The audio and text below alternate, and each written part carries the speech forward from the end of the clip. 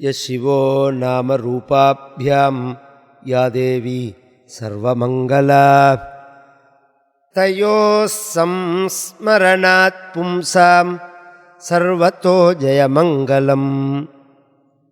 शिवनामनि भावितेऽन्तरङ्गे महति ज्योतिषि मानिनीमयार्धे दुरितान्यपयान्ति दूरदूरे मुहुरायान्ति महान्ति मङ्गलानि। अमरी कबरी भारभ्रमरी मुखरीकृतं दूरीकरोतु दुरितं गौरी चरणपङ्कजम्।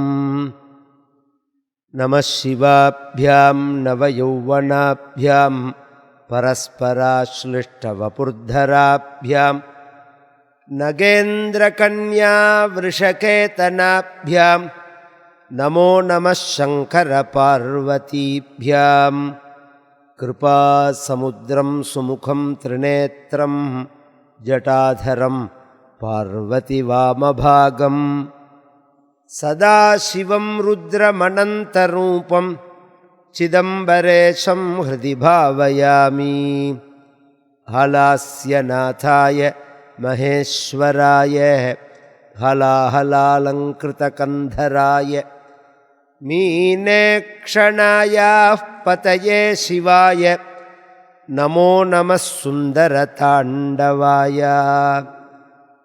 सदाशिवसमारम्भां शङ्कराचार्यमध्यमाम् अस्मदाचार्यपर्यन्तां वन्दे गुरुपरम्परां।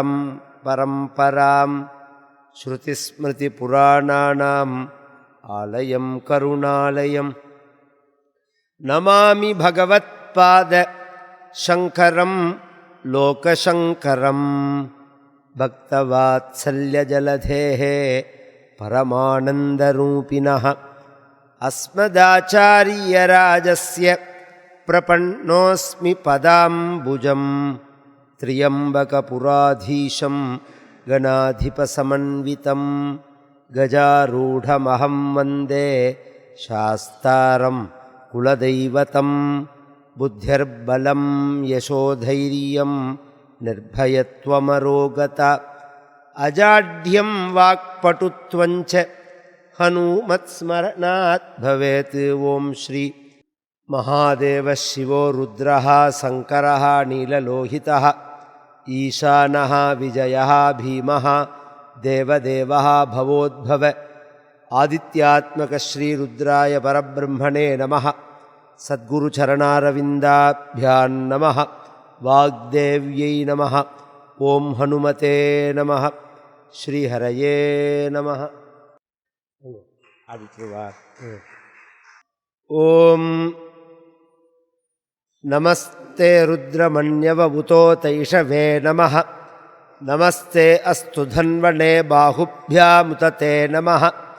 या तैषुः शिवतमा शिवं बभूवते धनुः शिवा शरव्या या तवतया नो रुद्रमृडया या ते रुद्रशिवा तनूरघोरा पापकाशिनी तया नस्तनुवा शन्तमया गिरिशन्ताभिजाकशीः यामिषुङ्गिरिशन्तहस्ते बिभर्ष्यस्तवे शिवाङ्गिरित्रतां कुरु माहि गुंसेः पुरुषं जगत् शिवेन वचसा त्वा गिरिशाच्छा वदामसि यथा नः सर्वमिज्जगदयक्ष्मगुं सुमना असत् अध्यवोचदधिवक्ता प्रथमो दैव्योऽभिषक् अहीगिश्च सर्वान् जम्भयन् सर्वाश्च यातु धान्यः असौ यस्ताम्रो अरुण उत बभ्रुः सुमङ्गलः ये चेमागुं रुद्रा अभितो दिक्षुश्रुता सहस्रशो वैशागुं हेडयीमहे असव्यो वसर्पति नीलग्रीवो विलोहितः उतैनं गोपा अदृशन्नदृशन्नुतहार्यः उतैनं विश्वाभूतान् सदृष्टो मृडयातिनः नमो अस्तु नीलग्रीवाय सहस्राक्षाय मीढुषे अथो ये अस्य सत्त्वानो हन्तेभ्यो करन्नमः பிரமுஞ்சதன்வனஸ்து முபயோ ராத்னியோர்ஜ்யாம் யாஷ்சதே ஹஸ்தேஷவः பராதா பகவோவபா அவதத்யதனுஸ்த்வகும் சஹஸ்ராக்ஷசதேஷுதே நிஷீர்ய சல்யானாம் முகா சிவோனஸ்தனுவா பவா வித்யந்தனுः கபர்தினோ விசல்யோ பாணவாகும் முதா அனேஷன்னஸ்யேஷவ ஆபுரஸ்ய நிஷங்கதிः யாதே ஹேதர்மேஷுஷ்டமஹஸ்தே பபூவ தே தனுः தயாஸ்மான் விஸ்வதஸ்தமயக்ஷ்மயா பரிபுஜா நமஸ்தே அஸ்த்வாஜுதாயாநாததோய திருஷ்ணவே உபாभ्यामुतते நமோ பாஹுभ्याம் தவ தன்வனே परिते धन्वनो हेतिरस्मान् वृणक्तु विश्वतः अथो येषुधिस्तवारे अस्मन्निधे हितं नमस्तेऽस्तु भगवन् विश्वेश्वराय महादेवाय त्र्यम्बकाय त्रिपुरान्तकाय त्रिकाग्निकालाय कालाग्निरुद्राय नीलकण्ठाय मृत्युञ्जयाय सर्वेश्वराय सदाशिवाय शङ्कराय श्रीमन्महादेवाय नमः. பரம கருணாமூர்த்தியான ஆசுதோஷி என்று சாஸ்திரங்களால் போற்றப்படுகின்ற முழுமுதற் கடவுளான பரமேஸ்வரனை வேதமே ஸ்தோத்திரம் பண்ணக்கூடிய பாகமாக இந்த ருத்ரம் அப்படிங்கிறது அமைஞ்சிருக்கு. இது ஸ்தோத்திர பாகம் மட்டும் இல்லை, இது உபனிஷத்தாகவும் மகான்களால் எடுக்கப்பட்டிருக்கு. 108 உபனிஷத்தில் இது உபனிஷத். இது ஒரு உபனிஷத். என்னத்தினால அப்படின்னு சொன்னால், சர்வேஸ்வரன் சர்வவியாபியாக இருக்கான், சர்வாந்தர்யாமியாக இருக்கான், சர்வஸ்வரூபனாக இருக்கான், சர்வசக்தனாக இருக்கான், சர்வசரண்யனாக இருக்கான், சரணாகத வத்சலனாக இருக்கான். இப்படிங்கிற அவனுடைய தன்மைகளை காண்பிக்கிறது. பரமாத்மாவிலேருந்து ஆரம்பித்து நிர்குணத்திலேருந்து ஆரம்பித்து சகுணம் பரியந்தம். இதுதான் ஒரு சின்ன ஒரு கான்செப்ட். உருவ வழிபாடா உருவம் இல்லாத வழிபாடா, இன்னைக்கு உலகம் முழுக்க எடுத்துக்கிற விஷயம் அதுதான். உருவ வழிபாட்டை பின்பற்றக்கூடிய மதங்கள் சிலது, உருவம் இல்லாத வழிபாட்டை உருவமற்ற வழிபாட்டை பின்பற்றக்கூடிய மதங்கள் சிலது அப்படின்னு சொல்கிறோம். நம்ம சாஸ்திரம் என்ன சொல்கிறது, ரெண்டுக்கும் பேதம் கிடையாதுங்கிறது. நாராயண பட்டத்திரி முதல் ஸ்கந்தத்தில் நாராயணியத்தில் இந்த ரெண்டையும் சாமியப்படுத்துகிற மாதிரி, இந்த ரெண்டும் ஒன்று தான் அப்படிங்கிற மாதிரி ஒரு ஸ்லோகம் சொல்லுவார். நிஷ்கம்பே நித்திய பூர்ணே நிரவதி பரமானந்த பீயூஷலக்னே நிர்ணீனா ஏகரூபாவலி சுபகதமே நிர்மல பிரம்ம சிந்தௌ கல்லோல்லோல்லாசதல்யம் கலு விமலதரம் ததாத்மா தஸ்மான்னோ நிஷ்கலத்வம் அப்படின்னு அந்த ஸ்லோகம் வரும். சமுத்திரத்தை திருஷ்டாந்தமாக சொல்லியிருப்பார் நாராயண பட்டத்திரி. பெரிய சமுத்திரம், அதை ஒருத்தன் உருவமாக வரைய முடியாது, பார்க்க தான் பார்க்கலாம். நீங்கள் உருவமாக வரையணும்னு ஆசைப்பட்டால் எப்படி வரையணும்? நாம் ஒரு ஜலம் மாதிரி கீழே பேஸ் கொடுத்துட்டு அதுக்கு மேலே அலமாரி கொடுக்குறோம். ஒரு அலமாரி கொடுத்தா தான் இந்த ஜலம் இருக்குது அப்படிங்கிறது இந்த ஆர்ட்டில் படத்தில் பார்த்து எல்லாம் தெரியும். அந்த அலையை காமிச்சாதான் ஜலம்ங்கிறது தெரியறது. அலை இல்லைன்னா அது நிர்மலமாக இருக்குது, ஸ்வரூபம் இல்லாததாக இருக்குது. அலை இருந்தால் ஸ்வரூபத்தோடு இருக்குது. பரமாத்மாவுக்கு ஸ்வரூபம் கிடையாது, நிர்குணத்துக்கு சகுணத்துக்கு ஸ்வரூபம் உண்டு. அப்படின்னா சமுத்திரத்துக்கு உருவம் கிடையாது, அலைக்கு உருவம் உண்டு. இந்த சமுத்திரத்தோட இந்த அலை சேர்ந்ததா சேராததா? சேர்ந்தது தான். சேர்ந்ததுன்னு சொல்லலாம், சேராததுன்னு சொல்லலாம். அடுத்த விசாரத்துக்கு வரதில்லை. சேராததுன்னு எப்படி சொல்ல முடியும்னால், அதுக்கு உருவம் கிடையாதுங்கிறது அதனுடைய அடிப்படை தன்மை. இதுக்கு உருவம் இருக்குது அப்படிங்கிறது இதனுடைய தன்மை. அதனால் இப்படி பிரிக்கலாம். சேர்ந்தது அப்படிங்கிறத எப்படி சொல்லலாம்னால், இந்த ரெண்டுக்கும் கண்டினியூட்டி இருக்கே.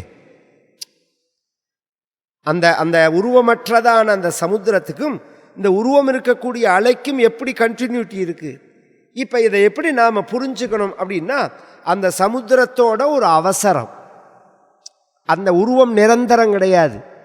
கவனித்து கேட்கணும், இது ரொம்ப வேதாந்த விஷயம். அது ஒரு செகண்டு இப்படி அலைங்கிறது இப்படி ஒரு செகண்டு வந்துட்டு போகிறது. அப்போ இந்த சமுத்திரத்தோட அவசரம் அப்படின்னு எடுத்துக்கிறோமோ நாம், அது மாதிரி அவசரங்கள் தான் பகவத் ரூபங்கள்லாம், பரமாத்மாவினுடைய அவசரங்கள் தான் இந்த பிரபஞ்சங்கள்லாம். இப்போ புரியறதா? இது அது நிரந்தரம், இது நிரந்தரம் இல்லை. சமுத்திரம் நிரந்தரம், அந்த உருவம் நிரந்தரம் கிடையாது. இப்படி வரும் இப்படி போகும், இப்படி வரும் இப்படி போகும், அது மாதிரி. ஆனால் அதுலேருந்து தான் அது வரது. இது எப்படியோ அது மாதிரி தான் ரூபங்கள் அப்படிங்கிறது. அப்போ ரூபம் இல்லாததான ரூப. இப்போ எதுக்காக இந்த விஷயத்தை எடுத்துக்கிறோம்னா, நம்ம மனசானது எப்படி இருக்குன்னா ஒரு ரூபத்தை பிடிச்சின்றதா இருக்குது, ரூபமயமாக இருக்குது. புரிகிற மாதிரி சொல்லணும்னா அதில் ஜலம் இருக்குது. ஜலத்தோட ஷேப்புன்னா நீங்கள் என்ன சொல்லுவேன்? எதில் இருக்கோ அதுதான். ஒரு டம்ளரில் விட்டால் டம்ளரோட ஷேப்பு, ஒரு பாத்திரத்தில் அகண்ட பாத்திரத்தில் விட்டால் அகண்ட பாத்திரத்தோட ஷேப்பு, அப்படி தானே சொல்கிறோம். அது மாதிரி உங்கள் மனசோட வடிவம்ங்கிறது எது? அது எதை பிடிச்சிட்டு இருக்கோ அதுதான் வடிவம். அது எதை நினைக்கிறதோ அதுதான் வடிவம். அப்படிங்கிறத நினைப்பு இல்லாமல் இருக்க முடியாது. எடுத்த உடனே மனோநாசம்ங்கிறது எடுத்த உடனே வராது. சித்தசுத்தியோ மனோநாசமோ எடுத்த உடனே வராது. பரமாச்சாரியால், சதாசிவ பிரம்மேந்திரால், இன்னும் எத்தனையோ மகான்கள் மனோநாசத்தோடு இருந்தார்கள் அப்படின்லாம் இருக்குது. அது ஒன்றும் மனோநாசத்துக்கு தான் இத்தனை பரிசிரமமே. இத்தனை பரிசிரமம் நாம் கஷ்டப்படுறதே இந்த மனோநாசத்துக்காக தான். அப்படிங்கிறதே அது அவ்வளோ சுலபம் இல்லை. அப்போ உருவம் இல்லாத நிலை அப்படிங்கிறது பேசுறதுக்கு வேணால் ஆரம்பத்தில் நன்னா இருக்குமே தவிர ப்ராக்டிக்கலுக்கு நன்னா இருக்காது. அப்போ உருவம் இல்லாத நிலையை எப்படி அடையலாம்னால் உருவத்தை பிடிச்சிருந்தான் அடைய முடியும். இதை ரொம்ப பேர் பல வகையில் சொல்லிட்டு போயிருக்காள். ஆச்சாரியாளுடைய பஜகோவிந்தத்திலே எடுத்து பாருங்கோ. சத்சங்கத்வே நிசங்கத்வம், நிசங்கத்வே நிர்மோகத்துவம், நிர்மோகத்வே நிശ്ചல தத்துவம், நிശ്ചல தத்துவே ஜீவன் முக்திஹி அப்படின்னு முடிக்கிறார். சத்சங்கத்தினால தான் நிசங்கம், சங்கமில்லாத நிலையை நாம் அடையணும்னு ஆசைப்பட்டா சத்சங்கத்தினால தான் அடைய முடியும். சங்கமில்லாத நிலையை அடைஞ்சாதான் நிசங்கத்வே நிர்மோகமில்லாத நிலையை அடையலாம். மோகமில்லாத நிலையை அடைஞ்சாதான் சலனமில்லாத நிலையை அடையலாம். சலனமில்லாத நிலையை அடைஞ்சாதான் ஜீவன் முக்திங்கிறது. சலிச்சுட்டே இருக்கு, மனசு அசைஞ்சுட்டே இருக்கு. அது எதுக்கு சலனம் இல்லாத நிலையை அடையணும் அப்படின்னால் அதுதான் ஆனந்தமான நிலை. இந்த சலிக்கிறது தான் துக்கமே. சுகம் துக்கம், லாபம் நஷ்டம், மானம் அவமானம், வெற்றி தோல்வி, இத்தனையுமே சலிக்கிறது தான். ஆனந்தமான நிலை எது அப்படின்னா அதுதான் அப்படின்னு சாஸ்திரங்கள்லாம் சொல்றது. இதை உபனிஷத்து நமக்கு காண்பிக்கிறது. அந்த ஆரம்பிக்கிறதேவே தியான ஸ்லோகத்தில் ஆபாதாள நபஸ்தலாண்ட புவன பிரம்மாண்ட மாவிஸ்புரஜோதி ஸ்பாடிக லிங்கமும் உளிவிலசத் பூர்ணேந்துவாந்தாமிருதைஹி அப்படின்னு அந்த பகவத் ஸ்வரூபத்தை வர்ணிச்சுட்டு அந்த பகவான் எப்படி இருக்கான் அப்படிங்கிறத சொல்லும்போது நம்ம ஹிரண்யவாகவே சேனான்யன்னு அடுத்த அன்பாகத்தில் வரப்போகிறது. அதுக்கு முன்னாடி அந்த பகவானுடைய கோபத்தை சாந்தப்படுத்துகிற மாதிரி. பொதுவாக ருத்ரன் அப்படின்னாலே துக்கத்தை போக்குறவன் தானே. இவன் எதுக்கு நம்மளை துக்கப்படுத்த போகிறான்? நமக்கு ஏற்படக்கூடிய துக்கத்தை போக்குறவர் தான் அவர். கவனித்து கேட்கணும். இதுக்கு ஆச்சாரியால் ரொம்ப அழகாக ஒரு பதில் சொல்லியிருப்பார். பரமாச்சாரியால்னா பரமாச்சாரியால் தான். சம்ஹாரமூர்த்தி தான் கருணை ஜாஸ்திங்கிறவர். ஏன் அப்படின்னா பகல் முழுக்க ஒரு குழந்தை ஓடி ஆடி விளையாடுறது, படுத்து இந்த கல்யாணம் காலத்திலாம் வந்தெல்லாம் பார்த்தெல்லாம் தெரியும். இந்த குழந்தையெல்லாம் கோஷ்டியாக சாப்பிட்டுடும், ஆனால் தூங்காது. இப்போ அதெல்லாம் இந்த கால ஜென்ரேஷனுக்கு அந்த பாக்கியமே கிடையாது. அது வேறு விஷயம் வச்சுக்கோங்க. நம்ம காலத்துலலாம் அடுத்து பார்த்தெல்லாம் நாம் எங்கே இருக்கோம்னே அப்பா அம்மா தேடாத சமயம் அது. இந்த மாதத்தில் நம்ம பாட்டுக்கு அங்கேயும் இங்கேயும் ஓடின்னு குழந்தைகள்லாம் ஓடிகிட்டே இருக்கும். எல்லாம் சாப்பிட வர சமயத்துக்கு எல்லாம் வரிசையாக உட்காந்துக்கும். சாப்பிட்டு முடித்த உடனே எங்கேயோ போய் விளையாடும். அது எங்கே விளையாடினாலும் அம்மா அதை கவனிச்சுட்டே இருப்பாள். பாக்கி யார் மறந்தாலும் அம்மா மறக்க மாட்டாள். ராத்திரி ஒரு கட்டம் வந்த உடனே வா படுத்துக்க வா அப்படின்னு கூப்பிடுவாள். வேண்டாம், நான் விளையாட போகிறேம்மாவும், நீ விளையாடினது போகிறோம் படுத்துக்கவா அப்படிம்பாள். மாட்டேன், நான் விளையாட தான் போகிறேன்னா ஓங்கி ஒன்று வச்சு தரன்னு இழுத்துன்னு வந்து படுக்க போடுவாள். போன்னு அழுதுண்டே ஒரு 2 நிமிஷத்தில் தூங்கி போயிடும். இப்போ ஒரு கேள்வி, இப்போ அடித்து படுக்க வச்சாலே இது வந்து பிரியத்தினுடைய அடிப்படையிலையா பிரியமின்மையினுடைய அடிப்படையிலையா? பரமாச்சாரியால் கேட்குறா. இப்போ அடித்து அந்த குழந்தைய படுக்க வச்சாலே அந்த அம்மா, இது பிரியத்தினுடைய அடிப்படையிலையா பிரியமின்மையினுடைய அடிப்படையிலையா அப்படின்னா பிரியத்தினுடைய அடிப்படை தான். ஏன்னா இதுக்கு மேலே அதுக்கு தாங்காது, உடம்பு ரெஸ்ட் எடுத்தால் தான் மறுநாளைக்கு அதால் விவகாரம் பண்ண முடியும்.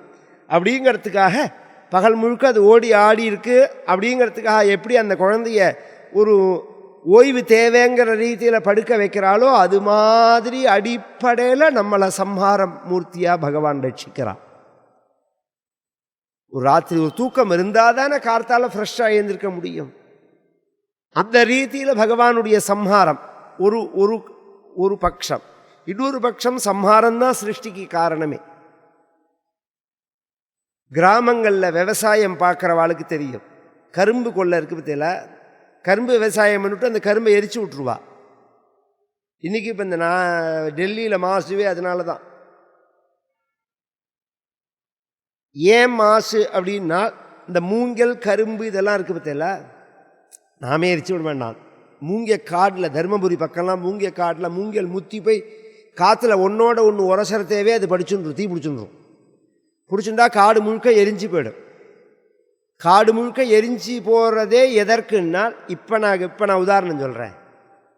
இப்போ ஒரு சமீபத்தில் ஒரு கல்யாணத்துக்கு தேனி பக்கம் போயிருந்தேன். நான் போயிட்டு அந்த பக்கம் பார்க்கும்போது சில இடங்களெல்லாம் இந்த ஃபாரஸ்ட்காரால் எரிச்சு விட்டுருந்தா. ஏன் அப்படின்னு கேட்டேன்.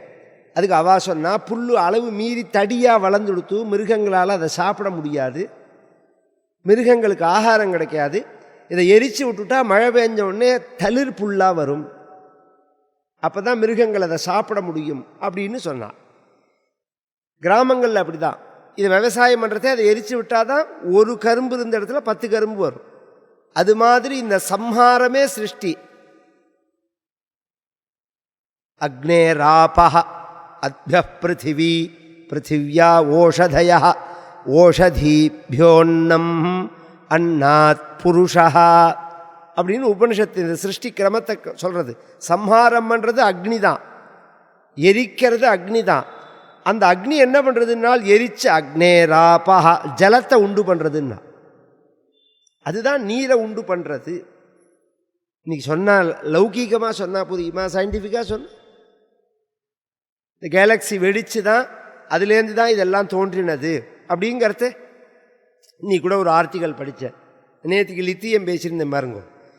இந்த பெரும் வெடிப்புலேருந்து ஏற்பட்ட முதல் உலோகமே அந்த லித்தியம்தான் அப்படின்னு ஒரு ஆர்டிக்கலில் போட்டிருந்தார் அவர். அது பின்னாடி நட்சத்திர வெடிப்புனாலையும் வரலாம், இருந்தாலும் பெரும் வெடிப்பில் ஏற்படக்கூடிய ஃபஸ்ட்டு அந்த உலோகம் அப்படிங்கிறது லித்தியம்தான் அப்படின்னு. இது மாதிரி எத்தனையோ விஷயங்கள் நமக்கு தெரியாததாக இருக்குது. தெரியாததுன்னு அப்படி அர்த்தம் இல்லை, நம்ம சாஸ்திரத்தில் இது எல்லாமே சொல்லப்பட்டிருக்கு. தெரியாமல் இருந்திருந்தா இந்த தங்கத்தையோ வெள்ளியையோ தாம்பரத்தையோ பித்தளத்தையோ வெங்கலத்தையோ இரும்பையோ உபயோகித்த முதல் நாடே இந்தியா தான். உலகத்தில் இதை கண்டுபிடிச்ச நாடும் இந்தியா தான், இதை உபயோகத்தில் வச்சிருந்த நாடும் இந்தியா தான்.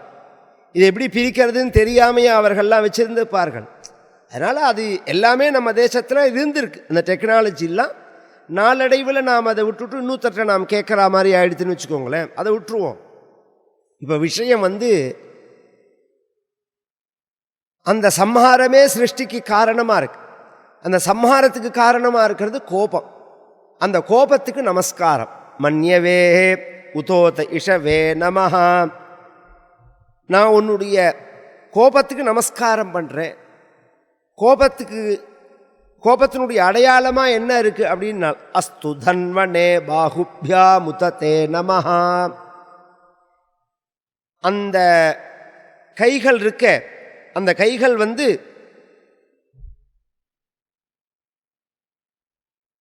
பானத்தையும் பிடிச்சுருக்கு, வில்லையும் பிடிச்சுருக்கு. வில்லு அப்படிங்கிறது நீட்டாக உள்ளது, பானம் அம்புங்கிறது சின்னதாக உள்ளது. இஷுன்னா பானம், தனுன்னா தனுசுன்னா வில்லு. இதில் என்ன விசேஷம் அப்படின்னு சொன்னால் இதுதான் சம்ஹாரத்துக்கு முக்கிய காரணமே. இதில் வில்லு எது, பானம் எது அப்படின்னா வில்லு மேரு தண்டம்.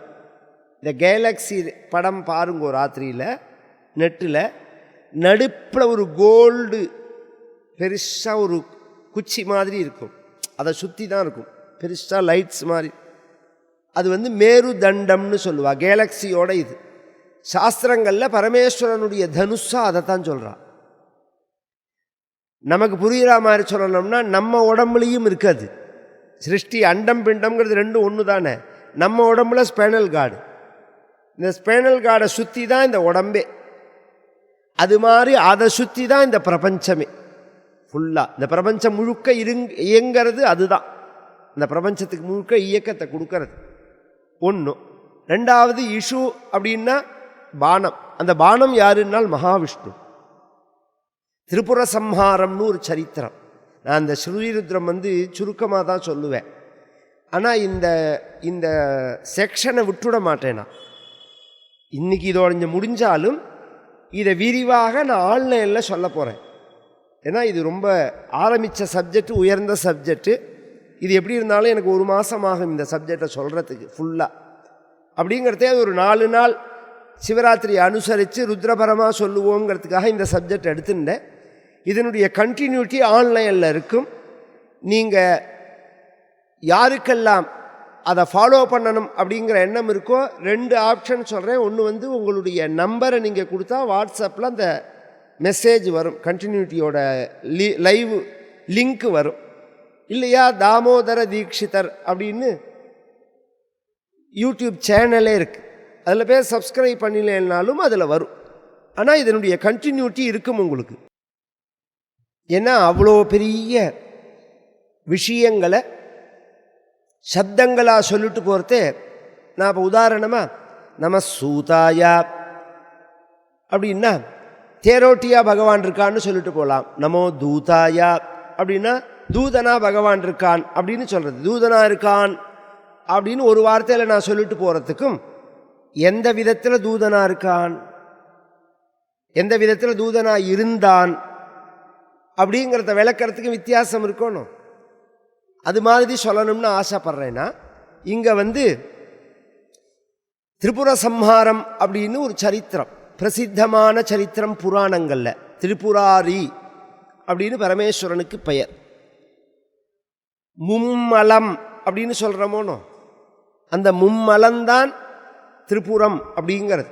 ஒரு காலத்தில் 3 அசுரர்கள் 3 வடிவில், தங்கமலை, வெள்ளிமலை, இரும்பு மலை அப்படிங்கிற 3 வடிவில் இவர்கள் ரக்கைகளோட சஞ்சாரம் பண்ணி எல்லா ஊர் மேலேயும் இப்படி உட்காந்துக்க, அத்தனை வெயிட்டோட மழை உட்காந்துட்டா அந்த ஊர் அப்படியே நெசுங்கி அப்பளமாக போயிடும்.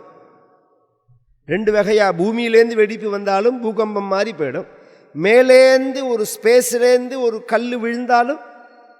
இன்றைக்கி ஆராய்ச்சியாளர்கள்லாம் சொல்லும்போது சில காலத்தில் சில கல் விழுந்து தான் சில இடங்கள் மாறி போயிருக்கு. நிலம் சமுத்திரமாக போயிடுது, சமுத்திரம் நிலமாக போயிடுது. ஏன்னா இந்த நம்மளுடைய இந்த குமரி இருக்குது பார்த்தீங்களா, இதுவே அதுக்கு அப்புறம் இருந்திருக்கு. ஸ்ரீலங்காவை சுற்றி 6 தீவு இருந்ததுன்னு ஸ்காந்த புராணத்தில் இருக்குது. அது சூரபத்மனோட இடம். அது இந்த ஸ்ரீலங்கா இருக்குது பார்த்தீங்களா, அதை சுற்றின இடங்கள் முழுக்கையே அசுராலோட இடம். அது கடைசியில் ராவணம் பரியந்தம். விபீஷண சுவாமி காலத்துக்கு அப்புறம் தான் அது மாறினது, பக்தனுடைய ஆட்சியாக மாறினது. இது அந்த இடங்கள் 6ன்னு இருக்குது, இப்போ 6 இல்லை. நாளடைவில் 2 ஒன்றாவது, 4 ஒன்றாவது, 1 2ஆவது அப்படிங்கிறது இந்த சுத்தல்ல இயற்கை. பூமி சுத்தின்றே இருக்கு பார்த்தீங்களா. இதெல்லாமும் பரமாச்சாரியால் பேசியிருக்கா. 7 சமுத்திரம் 7 உலகம் அப்படின்னு சொல்கிறோமே, அதெல்லாம் என்னென்னால் 7 லேயராக தான் இருந்தது இந்த பூமி. மேலேந்து ஆரம்பித்து கீழே இருக்குது பாருங்க, கீழ் பரியந்தம் 7 லேயராக இருந்தது. நடுப்பில் சமுத்திரம். இது பிரியவிரதன்கிறவன் காலத்தில் அப்படி தான் இருந்தது. பாகவதத்தில் பிரியவிரதன் உத்தானபாதன்னு சுவாயம்புவ மனுக்கு 2 குழந்தைகள், அவர்கள் காலத்தில் அப்படி தான் இருந்தது. அப்படி இருந்தால் என்ன விஷயம் அப்படின்னா, இதில் நடுப்பில் இருக்கிற அந்த லேயர் தான் பாரதம்ங்கிறது. மேலே இருக்கிற லேயர் தான் சொர்க்கம், கீழே இருக்கிற லேயர் தான் பாதாளம். புரியுற மாதிரி சொல்லட்டுமா? 7 உலகம்னா என்ன, இதுதான். இப்போ இதில் எப்படின்னா, இதில் சுற்றி இப்படி வரலாம். நம்ம ஒரு காலத்தில் இருந்த சிஸ்டப்படி இருந்ததுன்னா, நம்ம இந்த ஊரில் கிளம்பினோம்னா இப்படி சுற்றி இங்கேயே வரலாம். அது மாதிரி இருந்தது. ஒன்றுக்கு ஒன்று இடைவெளியில் சமுத்திரம் மாதிரி இருந்தது. கொஞ்சம் கற்பனை பண்ணி பாருங்க. சுத்த ஆரம்பிக்கிறத என்ன ஆயிடுச்சு, சீட்டை களைச்சி போட்டா மாதிரி ஆயிடுத்தது. நாளடைவில் என்ன ஆயிடுச்சுன்னா, இன்னைக்கு 7 இருக்கு. கவனிச்சு பார்த்தேன்னா 7 இருக்கு. 7 ஒவ்வொரு இடமா போயிடுத்தது. இது பொய். நான் சொல்ற விஷயத்தை பொய்ன்னு சொல்ல முடியாது. ஏன்னா அதுக்கு பிரமாணம் 7 இருக்கு. இது எத்தனை லட்சம் வருஷமா சுத்துறதோ, இந்த பூமி ஒரு நாளா 2 நாளா சுத்துறது அப்படிங்கிறதுனால இந்த திரிபுரம்ங்கிற இந்த 3 மலைகளும் இப்படி வந்து உட்கார்ந்துட்டு பூமியை நாசம் பண்ண தேவதைகள்லாம் பரமேஸ்வரன்ட்ட பிரார்த்திக்க பகவான் கிளம்ப 4 வேதங்களே குதிரையாச்சு, பூமியே தேராச்சு, சூரிய சந்திரர்களே சக்கரங்களை ஆனார்கள். இந்த தேருக்கு 2 சக்கரம் வேணுமோ, சக்கரங்களை ஆனார்கள். பிரம்மாவே சாரதியானார். வேதமே கடுவாளமாச்சு. பகவான் யுத்தத்துக்கு தயாராக இருக்கான். மேரு தண்டமே வில்லாச்சு. ஆதிசேஷனே கயரானான். அந்த வில்லுக்கு கயர் கட்டுறா மாதிரி. சரி, பானம் யாருன்னா மகாவிஷ்ணு. அந்த மகாவிஷ்ணுவே பானமானார் அப்படின்னு இது புராணங்கள் எல்லாம் உள்ள உண்மை. இதுக்கு உங்களுக்கு நிரூபணமாகணும்னா, இங்கேருந்து நம்ம பன்ருட்டி பக்கத்தில் திருவதிகைன்னு ஒரு ஊர் இருக்கு. திருவதிகை அப்படின்னு அந்த ஊருக்கு பெயர். அது வீரட்டான க்ஷேத்திரம்னு பேர். வீரஸ்தானம், அத வீரட்டானம். 8 வீரட்டான க்ஷேத்திரம் இருக்கு சிவபெருமானோட. அது என்ன வீரட்டானம்னா என்னன்னா தமிழ் தான். அதான் நான் திரும்ப திரும்ப சொல்லுவேன். நான் ஏற்கனவே கூட சொல்லியிருக்கேன் ஒரு வீடியோவில். இந்த உச்சரிப்புக்கும் இப்பைக்கும் வித்தியாசம் இருக்கேன்னால் வேணும்னே ஒரு 200 வருஷத்துக்குள்ளே அதை மாற்றிருக்கா. இப்பயே நீங்கள் காமிச்சேன்னா ஆகஸ்ட் அப்படிங்கிறத சில கட்சிக்காரர்கள் பிறந்த நாளை பற்றி எழுதும்போது ஆகத்து அப்படின்பா. ஆகத்து அப்படின்னு எழுதுவார்கள் செவத்தில். ஆகத்துன்னு எப்படி வரும்? ஆகஸ்ட் இஸ் இருக்கக்கூடாதான், அதில் ச வரக்கூடாதான். அவனோட வக்கர புத்தி அது. ச வரக்கூடாதுங்கிறதுக்காக ஆகத்து அப்படிங்கிறான். உடலங்க முட்டாள்கள். உச்சரிப்பு இல்லாத, உச்சரிக்க முடியாத எழுத்து மொழியில் இருக்காது. நீங்கள் உச்சரிக்க முடியலன்னா நான் அதுக்கு உதாரணமே சொல்லுவேன். தீப மங்கள ஜோதி நமோ நமோ போக அந்தரி பாலா நமோ அப்படின்னு இவரோட இது இருக்கணும், திருப்புகழ் இருக்கணும். ஜோதின்னு சொன்னால் ஜேங்கிற வார்த்தை தமிழில் எல்லாமே எப்படி அவர் சொல்லியிருப்பார்? கொஞ்சம் யோசனை பண்ணுங்க. பிராமி அப்படிங்கிற எழுத்து தான் ஒரிஜினல் தமிழ். இன்னைக்கு எல்லாருமே என்ன 2-3 விஷயம் இந்த பேச்சில் சொல்லிட்டு போயிடுறேன். எல்லாருமே சொல்றது சம்ஸ்கிருதத்தை இரவா மொழிங்கிறா, இறந்த மொழிங்கிறா. ஒரிஜினலாக இரவா மொழியே சம்ஸ்கிருதம் தான். அமிர்தத்துவமான மொழி அது. மிருத்தமான மொழி தான் நாம் பேசுகிறதெல்லாம். ஏன்னால் ஒரு தமிழே எத்தனை தமிழாக மாறி போயிடுது. ஒரு தமிழ் இன்றைக்கி எத்தனை தமிழாக மாறி போயிடுது. தஞ்சாவூர் தமிழ்னு இருக்குது, மதுரை தமிழ்னு இருக்குது, நெல்லை தமிழ்னு இருக்குது, கோவை தமிழ்னு இருக்குது, நார்த்தார்காடு தமிழ்னு இருக்குது, ஐயங்கார் தமிழ்னு இருக்குது, ஐயர் தமிழ்னு இருக்குது. அதுலேயே இதை தவிர கேரளா தமிழ்னு இருக்குது. எல்லாத்தையும் நாசம் பண்ணுற மாதிரி சென்னை தமிழ்னு இருக்குது. ஒரு தமிழ் இது எத்தனை வட்டார மொழியாக மாறி இருக்கு. அப்போ இதுதான் மிருத மொழி. இது மாதிரி எது திரிஞ்சு போகிறதோ அதுதான் மிருத மொழி. எது தெரியாமல் அப்படியே இருக்கோ அதுதான் அமிர்தமான மொழி. எது மாறுபாடை அடையாமல் இருக்கோ அதுதானே. எது மாறுபாடை அடையாத மொழின்னா சம்ஸ்கிருதந்தான். மற்ற உலகத்தில் உள்ள எல்லா மொழியும் மாறுபாடை அடைஞ்ச மொழிதான். அது தோஷம் இல்லை. இப்போ நான் அதுக்காக அந்த மொழியை குறைச்சி பேசுகிறதா அர்த்தம் இல்லை, புரியறதுக்காக சொல்கிறேன். இந்த தமிழ் ஒரு காலத்தில் உயர்ந்த தமிழாக தான் இருந்தது. அதை இவர்களுடைய பேச்சினால் நாசம் பண்ணிட்டார்கள். தமிழுக்கு பிரதானமான எழுத்து எது? ழ.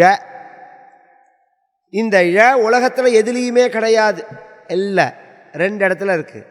சாமவேதத்தில் ஒரு பிரிவில் ழ இருக்குது. பரமாச்சாரியாலோட அந்த ஆர்டிகளை போய் பாருங்கள். அது மாதிரி வேர்ல்டில் ஏதோ ஒரு பிரதேசத்தில் பேசக்கூடிய பாஷையில் இன்னொரு பாஷையிலையும் ழ இருக்குது. அதை சர்ச் பண்ணலாம் உங்களுக்கு புரியும். இது பிராமின்னு பேர். இந்த மொழி இங்கே என்ன இருக்கோ அதே கல்வெட்டு அசோகனோட காலத்திலையும் இருந்திருக்கு. இப்போ உதாரணத்துக்கு நான் அதை வச்சுக்கலஞ்ச, நான் என்னுடைய நோட்டெல்லாம் எடுத்து பார்த்தெல்லாம் நாங்கள் அதைத்தான் எழுதுவோம்.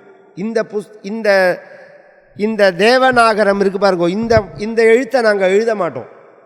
சம்ஸ்கிருதம்னு நாங்கள் ஹிந்தி மாதிரி இருக்கிறத எழுதவே மாட்டோம், பழகவே மாட்டோம். எங்களோட வேதாத்தியனம் பண்ணுறவாளுக்கெல்லாம் அந்த தமிழ் மாதிரி இருக்கும். அதுக்கு கிரந்த பாஷைன்னு பேர், கிரந்தம்னு பேர். அதுதான் பிராமி. அதில் பார்த்தா எல்லாமே இருக்குது. இன்றைக்கி தமிழ் எண்கள் போடுறாலோனோ அதில் உள்ளது தானே அது. அதை நான் படிக்கிற மாதிரி தமிழ்காரனால் படிக்க முடியாது. கல்வெட்டெல்லாம் நான் படிக்கிற மாதிரி தமிழ் ஆராய்ச்சிக்காரால் படிக்க முடியாது. ஏன்னா இன்றைக்கும் அந்த மொழியை காப்பாற்றின்னு வர்றது நாங்கள் தான். நாங்கள் என்ன வேத அத்தியனம் பண்ணுறவா தான். அதுவும் பிரத்யேகமாக தமிழ்நாட்டில் உள்ள வேத புஸ்தகம் முழுக்க அந்த கிரந்தத்தில் தான் இருக்கு. வேத புஸ்தகம் மட்டும் இல்லை, எல்லா விதமான புஸ்தகம். அதுக்கும் இந்த பிரத்யேகமாக நம்ம கும்பகோணத்தில் வைதீக வர்தினி அப்படின்னு ஒரு ப்ரெஸ்ஸு, சாரதா ப்ரெஸ்ஸுன்னு பேர். அதுக்கு எப்படி ஸ்ரீரங்கத்தில் வாணி விலாச ப்ரெஸ் அப்படின்னு ஒன்று இருந்ததோ பிராச்சீன காலமாக, அது மாதிரி சாரதா ப்ரெஸ்ஸுன்னு பேர். அதுக்கு இன்னொரு பெயர் வைதீக வர்தினி அப்படின்னு பெயர். அதை எடுத்து தான் இவர்கள்லாம் இப்போ நம்ம சம்ஸ்கிருத காலேஜில் உள்ளவாள்லாம் ஜெராக்ஸ் காப்பி, மாமா எல்லாமே ஜெராக்ஸ் காப்பி பல புஸ்தகங்களை போடுறால்.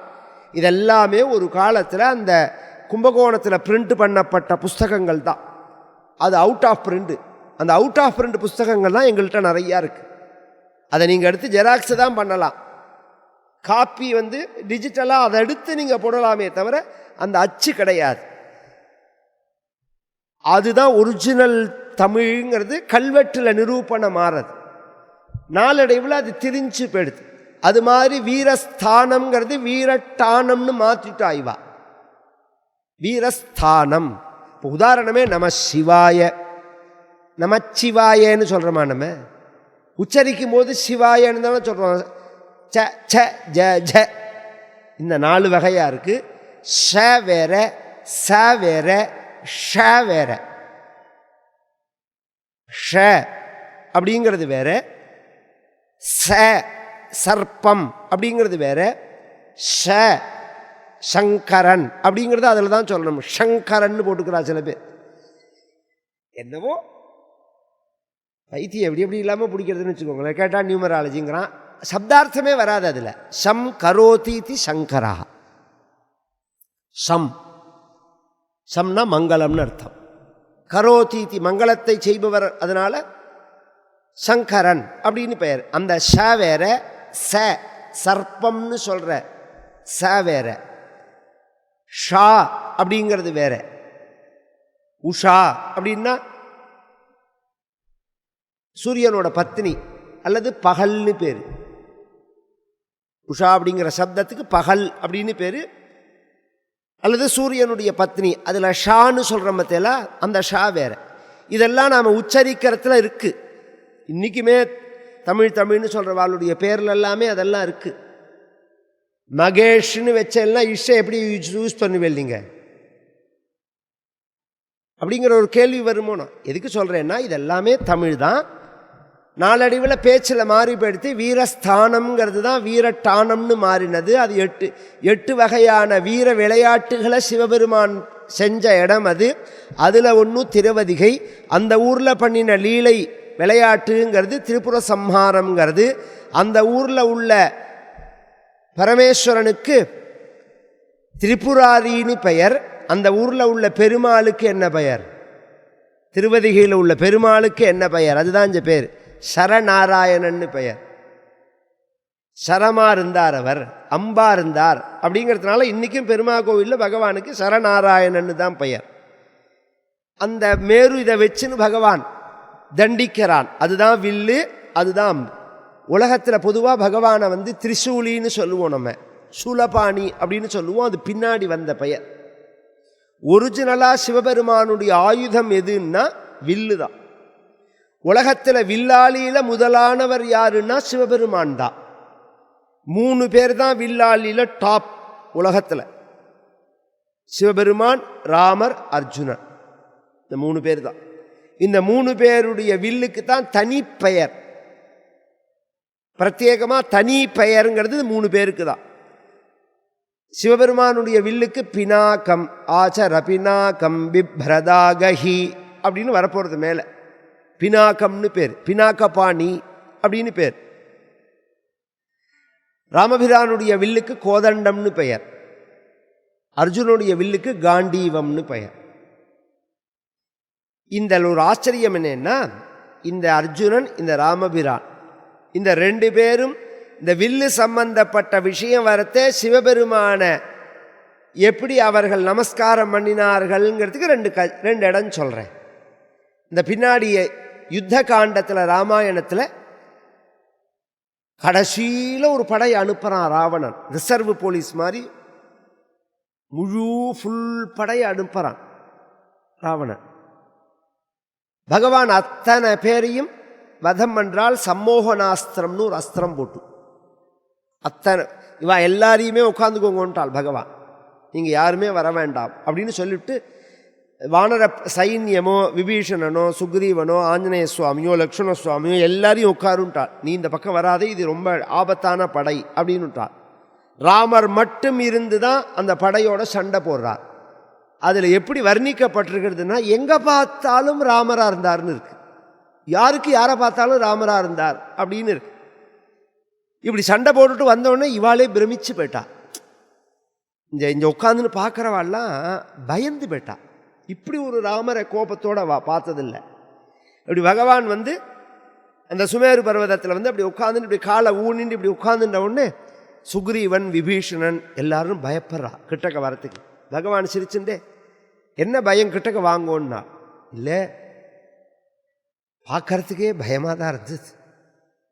அந்த யுத்தத்தை எங்களால் பார்க்க முடியலன்னா, இப்படி ஒரு யுத்தம், இப்படி ஒரு அஸ்திரம், இப்படி ஒரு வித்தை உலகத்தில் உண்டான்னு எங்களுக்கு தெரியல அப்படின்னு சொன்னால், அதுக்கு பகவான் சொல்கிறான், இது 2 பேருக்கு தான் தெரியும். மமவா திரியம்பகஸ்யவான்.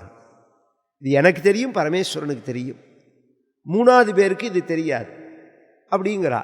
இந்த சம்மோகனாஸ்திரம் ராமர்கிட்ட எப்படி வந்தது, பரமேஸ்வரன்ட்ட உள்ள அந்த அஸ்திரமானது ராமர்கிட்ட எப்படி வந்தது அப்படிங்கிற அந்த லிங்கையும் காமிக்கிறார். அதை வந்து விஸ்வாமித்திரருக்கு பகவான் கொடுக்குறார். பரமேஸ்வரன் விஸ்வாமித்திரர் ராமருக்கு கொடுக்குறார் அப்படின்னு. அது மாதிரி இந்த இடத்துல திரௌபதி ஸ்வயம்வரத்தும் போது அந்த மத்ஸ்யத்தை அடிக்கணும் வில்லாளியா இருந்து அப்படிங்கிறத அந்த தனுஷை எடுத்துட்டு பகவான் அர்ஜுனன் என்ன பண்ணினான் அப்படின்னா, இப்படி கண்ணை மூடிண்டு மனசுனால பரமேஸ்வரனுக்கு நமஸ்காரம் பண்ணினான். கண்ணை திறந்து இப்படி பார்த்தான், சபையில் கிருஷ்ண பரமாத்மா உட்கார்ந்துருக்கார். இந்த வரிசையில் இவன் பிராமண வேஷத்தில் இருக்கான். பகவான், பலராம சுவாமி, சாத்தியகி இவெல்லாம் வந்து கேலரியில் பார்வையாளர்கள் வரிசையில் உட்காந்துருக்கா. போட்டியில் கலந்துக்கலவா. அந்த பார்வையாளர்கள் வரிசையில் உட்காந்துருக்கிற பகவானை கண்ணுனால அப்படி நம்ம ஒரு நமஸ்காரம் பண்ணினான். அதுக்கு முன்னாடி மனசுனால பரமேஸ்வரனுக்கு நமஸ்காரம் பண்ணிட்டு அந்த பானத்தை விட்டான்னு இருக்கு. ஏன்னா அவ்வளோ பெரிய வில்லாளி சிவபெருமான். இது பிரசித்தம். இந்த திரிபுர சம்ஹாரம்ங்கிறது பிரசித்தம். சரித்திரமாக திரிபுர சம்ஹாரம் தத்துவமாக சொல்லணும்னா நம்மளுடைய ஆணவ மலம், அகங்காரம், மமகாரம், அப்படி இத்தியாதி ஆணவங்களை அழிக்கக்கூடியதான மும்மலத்தை அழிக்கக்கூடியதானது இந்த திரிபுரம் அப்படிங்கிறது. அந்த தனுசு உலகத்துக்கு நன்மையும் செய்யும் கெடுமையும் செய்யும். அதனால நமஸ்தே அஸ்து தன்வனே, அந்த வில்லுக்கு நமஸ்காரம். உதோத இஷவே நமஹா, அந்த பானத்துக்கு நமஸ்காரம். இந்த வில்லையும் பானத்தையும் பிடிச்சுட்டு இருக்கிற பாகுப்யா உததே நமஹா, அந்த கைகளுக்கு நமஸ்காரம் சொல்லிவிட்டு யாத இஷு சிவதமா சிவம் பபூவதே தனு சிவாசரவ்யா யாத வதயா நோ ருத்ரமுடயா. பரமேஸ்வரா, உன்னுடைய அந்த இந்த பானம் இருக்கே, இது எப்போதுமே, இந்த பானமும் வில்லும் எப்போதும் சிவம் பபூவதே தனு, இவர்கள் எப்போதும் எங்களுக்கு சிவா மங்களத்தை கொடுப்பவைகளாகவே இவைகள் அமையட்டும், எங்களை ரட்சிக்கிறதாவே இது இருக்கட்டும் அப்படின்னு பிரார்த்திக்கிறார். இது எப்போதும் யாத்த இஷுருதி ஹே ருத்ரா யாத்தே தவ இஷு சிவதமா சாந்ததமா பபூவா பூர்வபாபிஷ்டே மயி கோரரூபா சதி நமஸ்காரேண சாந்தரூபா ஜாயேத்யர்த்தா ஏவம் யத்யதே தனு சிவம் சாந்தரூபம் பபூவா யாச்ச தவ சரவ்யா சிவா பபூவா சரவ்யேதி ஹிம்சாஹேதுராயுத விசேஷா அப்படின்னு இந்த வில்லோ அம்போ எந்த காரணத்தை கொண்டும் எங்களுக்கு கெடுதலை செய்யக்கூடாது. என்ன அர்த்தம்? இந்த உலகம்னு அர்த்தம். இதுதான கேலக்சிக்கு ஆதாரமாக இருக்குது. இவைகள் எப்போதுமே ஜீவராசிகளுக்கு, பிரபஞ்சத்தில் உள்ள உயிரினங்களுக்கு நன்மைகளை செய்யறதாவே இருக்கணும், தீமைகளை செய்யறதா இருக்கக்கூடாது அப்படின்னு பிரார்த்திக்கிறார். யாதே ருத்ர சிவா தனூர கோரா பாபகாஷினி தயானஸ்தனுவா சந்தமயா கிரிசம் தாபிச்சா கஷீஹி. நீனும் எப்படி இருக்கணும் அப்படின்னார். யாதே ருத்ர சிவா தனூ அகோரா அபாபகாஷினி, எப்போதும் நீ மங்களமான சரீரத்தோடு இருக்கணும். அது மட்டும் இல்லை, கோரம் இல்லாததாக இருக்கணும். அகோரா, கோரமான வடிவம்னா என்னன்னு சொல்லிட்டேன். இந்த ப்ராக்டிக்கலாக கொஞ்சம் யோசனை பண்ணினேன்னா, எப்போதும் காற்று அடிச்சுட்டே இருக்குது, எப்போதும் மழை பெஞ்சுட்டே இருக்குது, எப்போதும் புழுதி புயல் இருந்துகிட்டே இருக்குது, எப்போதும் பனி பெஞ்சுட்டே இருந்ததுன்னா அந்த உலகம் என்ன ஆகும்? நாசமாக போயிடும். இது மாதிரி ஒரு பனி புயல்லாம் வந்ததுன்னா ஒரு 10 நாள் 2 நாள் பெய்யறதுக்கே அந்த ஊர்லாம் எப்படி குட்டிச்சவராக போகிறது. புழுதி புயல் கிளம்பினதுன்னா, அதுவும் நார்த் இந்தியாவிலலாம் நீங்கள் ட்ராவல் பண்ணல, நான் சொன்னது தெரியும். அந்த ஸ்பேஸ்லலாம் திடீர்னு உள்ளூன்னு கிளம்பும். ஒரு அரை மணி நேரம் கண்ணை முடிக்க வேண்டியதுதான், நின்றுட வேண்டியதுதான், அப்படியே கொண்டு கொட்டிட்டு போயிடும் மண்ணை. நம்ம பிரதேசங்களில் அது கிளம்புறதுக்கு ஸ்பேஸ் குறைச்சலாக இருக்கிறதுனால கிளம்புறதில்லை. நார்த் இந்தியாவெலாம் பார்த்தா, அதுவும் பாலைவனத்துலலாம் ஒரு இடத்துல முட்டாக இருக்கிறது மறுநாளைக்கு பள்ளமாக இருக்கும், இன்னொரு இடத்துல முட்டாக இருக்கும். அந்த மணல் அப்படியே மாறி இருக்கும். இவைகள்லாம் இந்த உலகத்தில் மற்ற கோள்களில் இது நடந்துகிட்டே இருக்கு. இந்த மற்ற கோள்கள் ஆராய்ச்சி பண்ணுறவா என்ன சொல்கிறா, அந்த இடைவிடாமல் அந்த புயல் வீசின்றே இருக்கு அதில் அப்படிங்கிறார். நம்ம ஊரில் அப்படி இல்லை. கவனித்து பார்த்தேன்னா நான் ரொம்ப பிரமிச்சு போவேன். இந்த வடகிழக்கு தென்கிழக்கு பருவமழை அப்படின்னு சொல்கிறா பார்த்தீங்களா, அது எனக்கு கரெக்டாக எனக்கு தெரியல. எது வடகிழக்கு பழமுறை, வடகிழக்கு பழமுங்கிறது பின்னாடி வரதா? நீங்கள் நியூஸ் வாசிக்கிறவா சொல்லுங்க.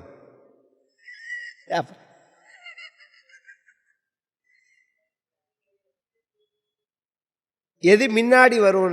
நார்த் இந்தியாவில் வர்றது தென்கிழக்கு பருவமழையா தென்மேற்கு ஏதோ ஒன்று ஃபஸ்ட்டு வரத்தே. அது என்ன ஆகும், இப்படி இந்த ஜோனில் இப்படி போகும். அது இப்படி போகிறத நீங்கள் கவனிச்சேன்னா, தூத்துக்குடி கன்னியாகுமரி திருநெல்வேலி அந்த பெல்ட்டில் மழை பெய்யும், இந்த பெல்ட்டில் மழையே இருக்காது. அதுக்கு அடுத்த கிராஸ் போகும்போது விழுப்புரம் தாண்டி திருச்சி பரியந்தம் மழை பெய்யும், இந்த ஊரில் மழை இருக்காது. அதுக்கு அடுத்த கிராஸ் பெஞ்செல்லாம் இந்த ஊரில் மழை இருக்கும். இது எப்படி பகவான் அந்த விதை தெளிக்கிறவன் மாதிரி ஒரு இடத்த கூட விட்டு வைக்கிறதில்ல. ஒரு இடத்துல தான் மழை பெய்யும், ஒரு இடத்துல மழை விட்டு போயிடுத்து அப்படின்னு இல்லாதபடிக்கு இப்படி பிரித்து பிரித்து பாத்தி பிரித்து விதை தெளிப்பா. அது மாதிரி இந்த இயற்கையோட அமைப்பே பூமியை பிரித்து சமமாக அந்த காற்று கிளம்பி சமமாக மழை பெய்யற மாதிரி இருக்க. இதெல்லாம் நீங்கள் ஏற்படுத்தினதா நான் ஏற்படுத்தினதா? இந்த மழை இல்லைன்னா அந்த ஜீவராசிகள் ஜீவிக்க முடியுமா? ஒரு 5 நிமிஷம் யோசனை பண்ணி பாருங்க. அப்போ பகவான் எப்போதும் கோர ரூபமாக இல்லாமல் நீ எப்போதும் அகோரா அபாபகாசினி தயானஸ்தனுவா சந்தமயா நகா, எங்களுக்கு அந்த தனுவா தயா சந்தமயா எப்போதும் அந்த சரீரமானது மங்களத்தையே பண்ணிட்டு இருக்கணும். கிரி சந்தா, கிரி அப்படின்னு சொன்னால் மலை அப்படின்னு அர்த்தம். அதில் இருந்துட்டு மக்களுக்கு எப்போதும் ஆனந்தத்தை கொடுக்கிறவர். யாமிஷும் கிரிசந்தஹஸ்தே பிபர்ஷ்யஸ்தவே சிவாம் கிரித்ரதாங்குரு மாஹிகும் சே புருஷஞ்சகத்து. நீ எப்போதுமே இந்த கிரி கிரி அப்படின்னு திரும்ப திரும்ப வருது பார்த்தீங்களா? இதுக்கு 2 வகையான அர்த்தத்தை சாஸ்திரங்கள் சொல்கிறது. ஒன்று கிரி அப்படின்னா மலைன்னு அர்த்தம், கிரினா வாக்குன்னு அர்த்தம். கீஹி கிரோ கிரஹா, கிரம் கிரோ கிரஹா அப்படின்னு சப்தம். அங்கே கீ அப்படின்னா வாக்குன்னு அர்த்தம். வாக்குன்னா வேதமயமானதுன்னு அர்த்தம். இங்கே வாக் அப்படிங்கிற வார்த்தையே சப்த கோஷங்களே வேதத்தை தான் குறிக்கும். சப்த கோஷங்களுக்கு மூலமாக இருக்கக்கூடியது பிரணவம். கீ அப்படின்னா பிரணவத்தையும் குறிக்கும். இந்த பிரணவத்தினுடைய உச்சியிலையும் இருக்கிறவர் அவர் தான், வேதத்தினுடைய உச்சியிலையும் அவர் இருக்கிறவர் அவர் தான், மலையினுடைய உச்சியிலையும் இருக்கிறவர் அவர் தான். அப்படி அர்த்தம் அதுக்கு. இந்த கிரிசந்தா அப்படிங்கிற வார்த்தைக்கு 3 வகையான அர்த்தம். பிரணவத்தினுடைய உச்சியில் இருக்கிறவரும் அவர் தான். சதா சிவோம் அப்படிங்கிறதும் இதுதானே முருகனுக்கும் அவருக்கே சண்டையே. இந்த பிரணவத்துக்கு யார் நீனா நானான்னு தானே கேள்வியே. பகவான் சும்மா விளையாட்டுக்கு விட்டு கொடுத்தார். இந்த கார் வாங்கியிருக்குன்னா அப்பா தான் வாங்கியிருப்பார். யாருன்னா உன்னோட கார் தான் குழந்தை, உனக்கு தாண்டா வாங்கியிருக்கு அப்படின்னு தாத்தா சொல்ல மாட்டாரா? அப்பா சொல்ல மாட்டாரா? வாங்கினது என்னவோ அப்பா தான். அது மாதிரி சுவாமி மலையில் பகவான் சொல்லும்போது நீ தான் அந்த பிரணவத்துக்கு பொருள் அப்படின்னு பகவான் சொன்னாலும் உண்மையில் பிரணவத்துக்கு பொருள் பகவான் தான். தாரகம், தாரகம் பிரம்ம தத்துவம். தாரகம், உத்தாரகம், தாரகம் அப்படின்னு சம்ஸ்கிருதத்தில் ஒரு சப்தம். தாரகன்னா நம்மளை உத்தாரணம் பண்ணுறது, கரையேத்துறது. அந்த தாரகம் அப்படிங்கிற அந்த வார்த்தை எந்த வார்த்தையை குறிக்கிறது அப்படிங்கிற விசாரம் வரத்தே 3 வியாக்கியானம் பண்ணுறா. முதல்ல வியாக்கியானம் பண்ணுறது பிரணவந்தான். தாரகம் அப்படின்னா அது பிரணவத்தை தான் குறிக்கும். பிரணவம்னா ஓம்ங்கிறத தான் குறிக்கும். அதுக்கு அடுத்தது ராம்ங்கிறத குறிக்கும். ஓமுக்கு அடுத்த நிலை. 3வது சிவா. இந்த சிவா ராம்ங்கிறதுல சிவனை குறிக்கிறதுங்கிறார். அதனால தான் நாம் புரிகிற மாதிரி சொல்கிறேன். இது அனுபவப்பட்டவாளுக்கு சொல்கிறேன், பின்னாடி அனுபவம் வரத்தே ஞாபகம் வச்சுக்கிறதுக்காகவும் சொல்கிறேன். நம்ம மாதா பிதாக்கள் காலமான அந்த கர்ண மந்திரம்னு சொல்லுவோம். அந்த கர்ண மந்திரம் சொல்லும்போது அந்த ஆயுஷ பிராணகும் சந்தனு, பிராணாத பானகும் சந்தனு, அபானாத்வியானகும் சந்தனு, இது முன்னாடி சொல்ல வேண்டிய மந்திரம். சொல்லி முடிச்சுட்டு ஓம் சிவ சிவ சிவா ராம ராம ராமா அப்படின்னு சொல்லுவோம். வாத்தியார் கவனிச்சிருப்பேல யாராவதுன்னு தெரியல எனக்கு. இதெல்லாம் கவனிக்கணும். ஏன்னா அந்த அழறதெல்லாம் அப்புறம் வச்சுக்கணும். ஒன்று முன்னாடி அழணும் அல்லது பின்னாடி அழணும். இந்த காரியம் பண்ணுறதே அழக்கூடாது. ஏன் அழக்கூடாதுன்னு சொல்கிறேன் என்னால் அதுதான் வாழை கரையேற்றுற விஷயம். அந்த சமயத்தில் ஒரு இருக்கிற காலத்திலையும் உபகாரமாக இல்லை, சத்தத்துக்கு அப்புறமும் கரையேற்றலைன்னா அப்புறம் என்ன இருக்குது சொல்லுங்க. ஒன்று முன்னாடி முழுக்க அழுது தீர்த்துக்கோ, பின்னாடி உட்காந்து எல்லாத்தையும் முடிச்சுட்டு வந்து ஆற்றுல உட்காந்து ஒவ்வொன்றும் அழி. யார் கேட்க போகிறா? அதான் பார்க்குற வாழெல்லாம் பார்க்குறதே அழதானே போகிற, இருக்கிறதே திரும்பி பார்க்க மாட்டான். அதுதான் அந்த வயசான வாழையே சொல்லுவா, நீ பின்னாடி என்ன வேணாலும் சிரார்த்தம் பண்ணாமல் போ, இருக்கிறதே நிம்மதியாக சோற போடுறாம்பா.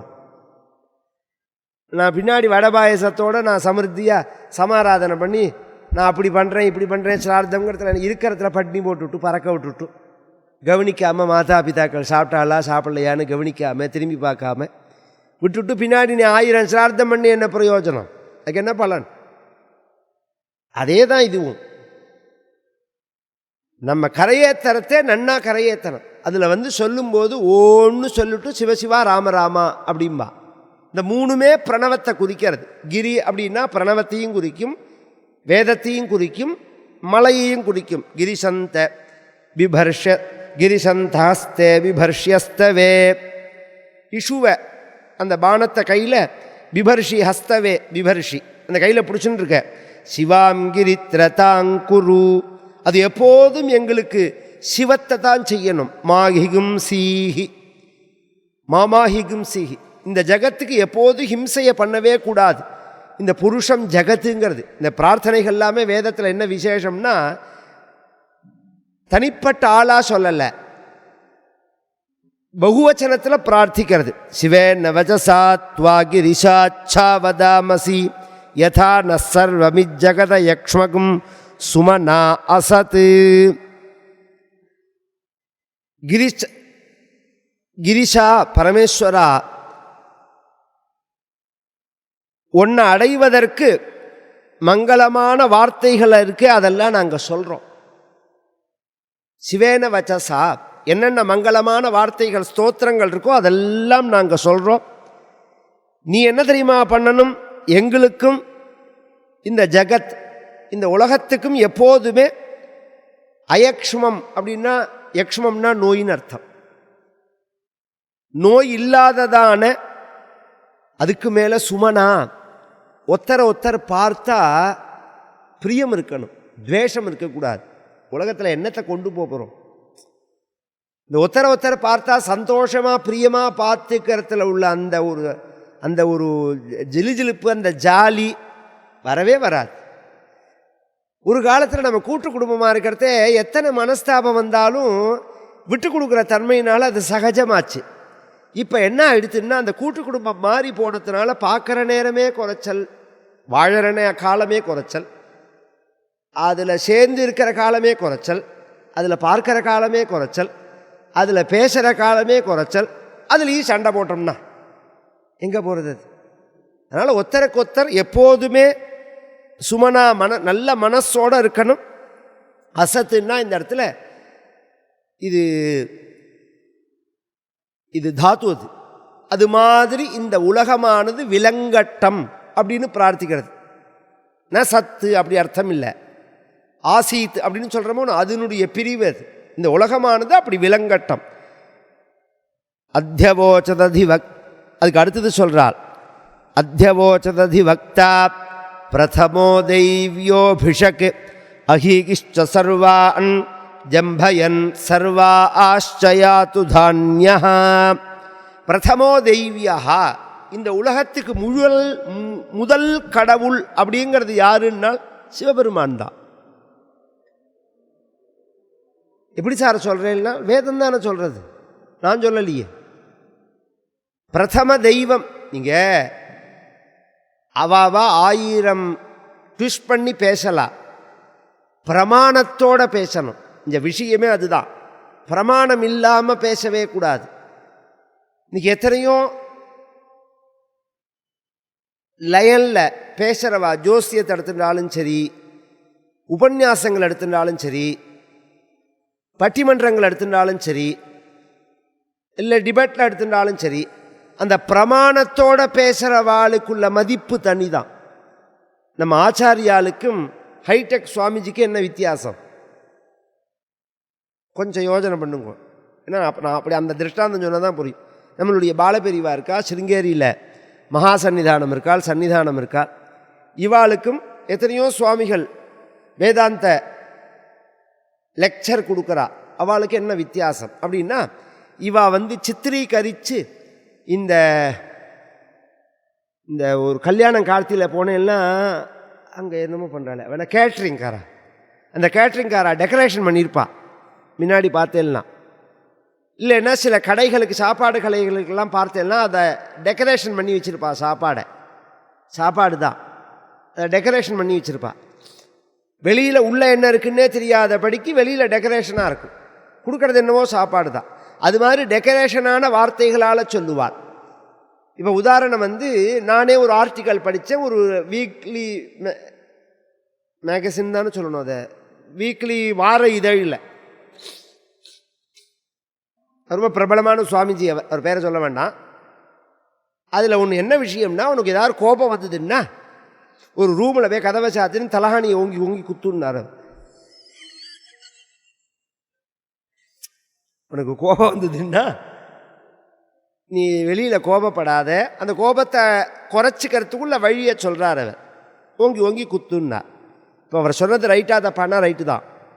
அது எங்கே யாருக்கு சொன்னது தெரியுமோ? மகாபாரதத்தில் துரோணர் துரியோதனனுக்கு பீஷ்மர் சொன்ன உபாயம் அது. கத்தாதரா, இங்கே எதுக்குடா கத்தற, சபையில் கத்தி வேலையார்கள்ட்ட கத்தி உன் மரியாதையை குறைச்சிக்காதரா, ஏன்னா 60 சினம்னு நீ இப்படி கத்தினேன்னா உனக்கு மரியாதை இருக்காது. நாம் கமாண்ட் பண்ணுறதே நமக்கு கீழே உள்ளவாள்கிட்ட நாம் பேசவே கூடாது. பிரியமாக பேசலாம், கோபமாக பேசக்கூடாது. ஏன்னா ஒரு க்ஷணத்தில் அவங்கள மரியாதையை குறைச்சிட்டான்னா தொலைஞ்சு போச்சது. நமக்கு அடுத்த ஸ்டேஜில் உள்ளவாளை நெசிக்கணும்னா அவள் அடுத்தது உள்ளவாளை நெசிக்குவா. அந்த ஒரு சைக்கிள் மாதிரி இருக்குங்க. அந்த கம்பெனிகள் எல்லாம் பார்த்தேன்னா நேரடியாக முதலாளி கீழே உள்ளவன்ட்ட பிரியமாக தான் பேசுவரே தவிர கோச்சிக்க மாட்டார். இப்படி ஒரு சுற்றிட்டு ஒருவர் வந்தவுடனே அந்த செக்ஷன் சூப்பர்வைசரை கொடுத்து இவன் ஒழுங்காக வேலை செய்யல, ஒழுங்காக கூப்பிட்டு கண்டிம்பர். அவன் கண்டிச்சாதான் அவனுக்கு சரியாக வரும். நாம் கூப்பிட்டு கண்டித்தோம்னா நம்ம மரியாதை போயிடும். அது மாதிரி துரியோதனனை கூப்பிட்டு சொல்லிவிட்டு உனக்கு அப்படி அடக்கிக்க முடியலன்னா தலகாணியை வச்சு குத்துங்கிறார். இது மகாபாரதத்தில் துரியோதனனுக்கு பீஷ்மாச்சாரியால் சொன்ன உபாயம்னு இவர் சொல்லக்கூடாதோ? என்னமோ இவர் சரக்கு மாதிரி சொல்கிறார். இந்த விஷயம் அதுதான்.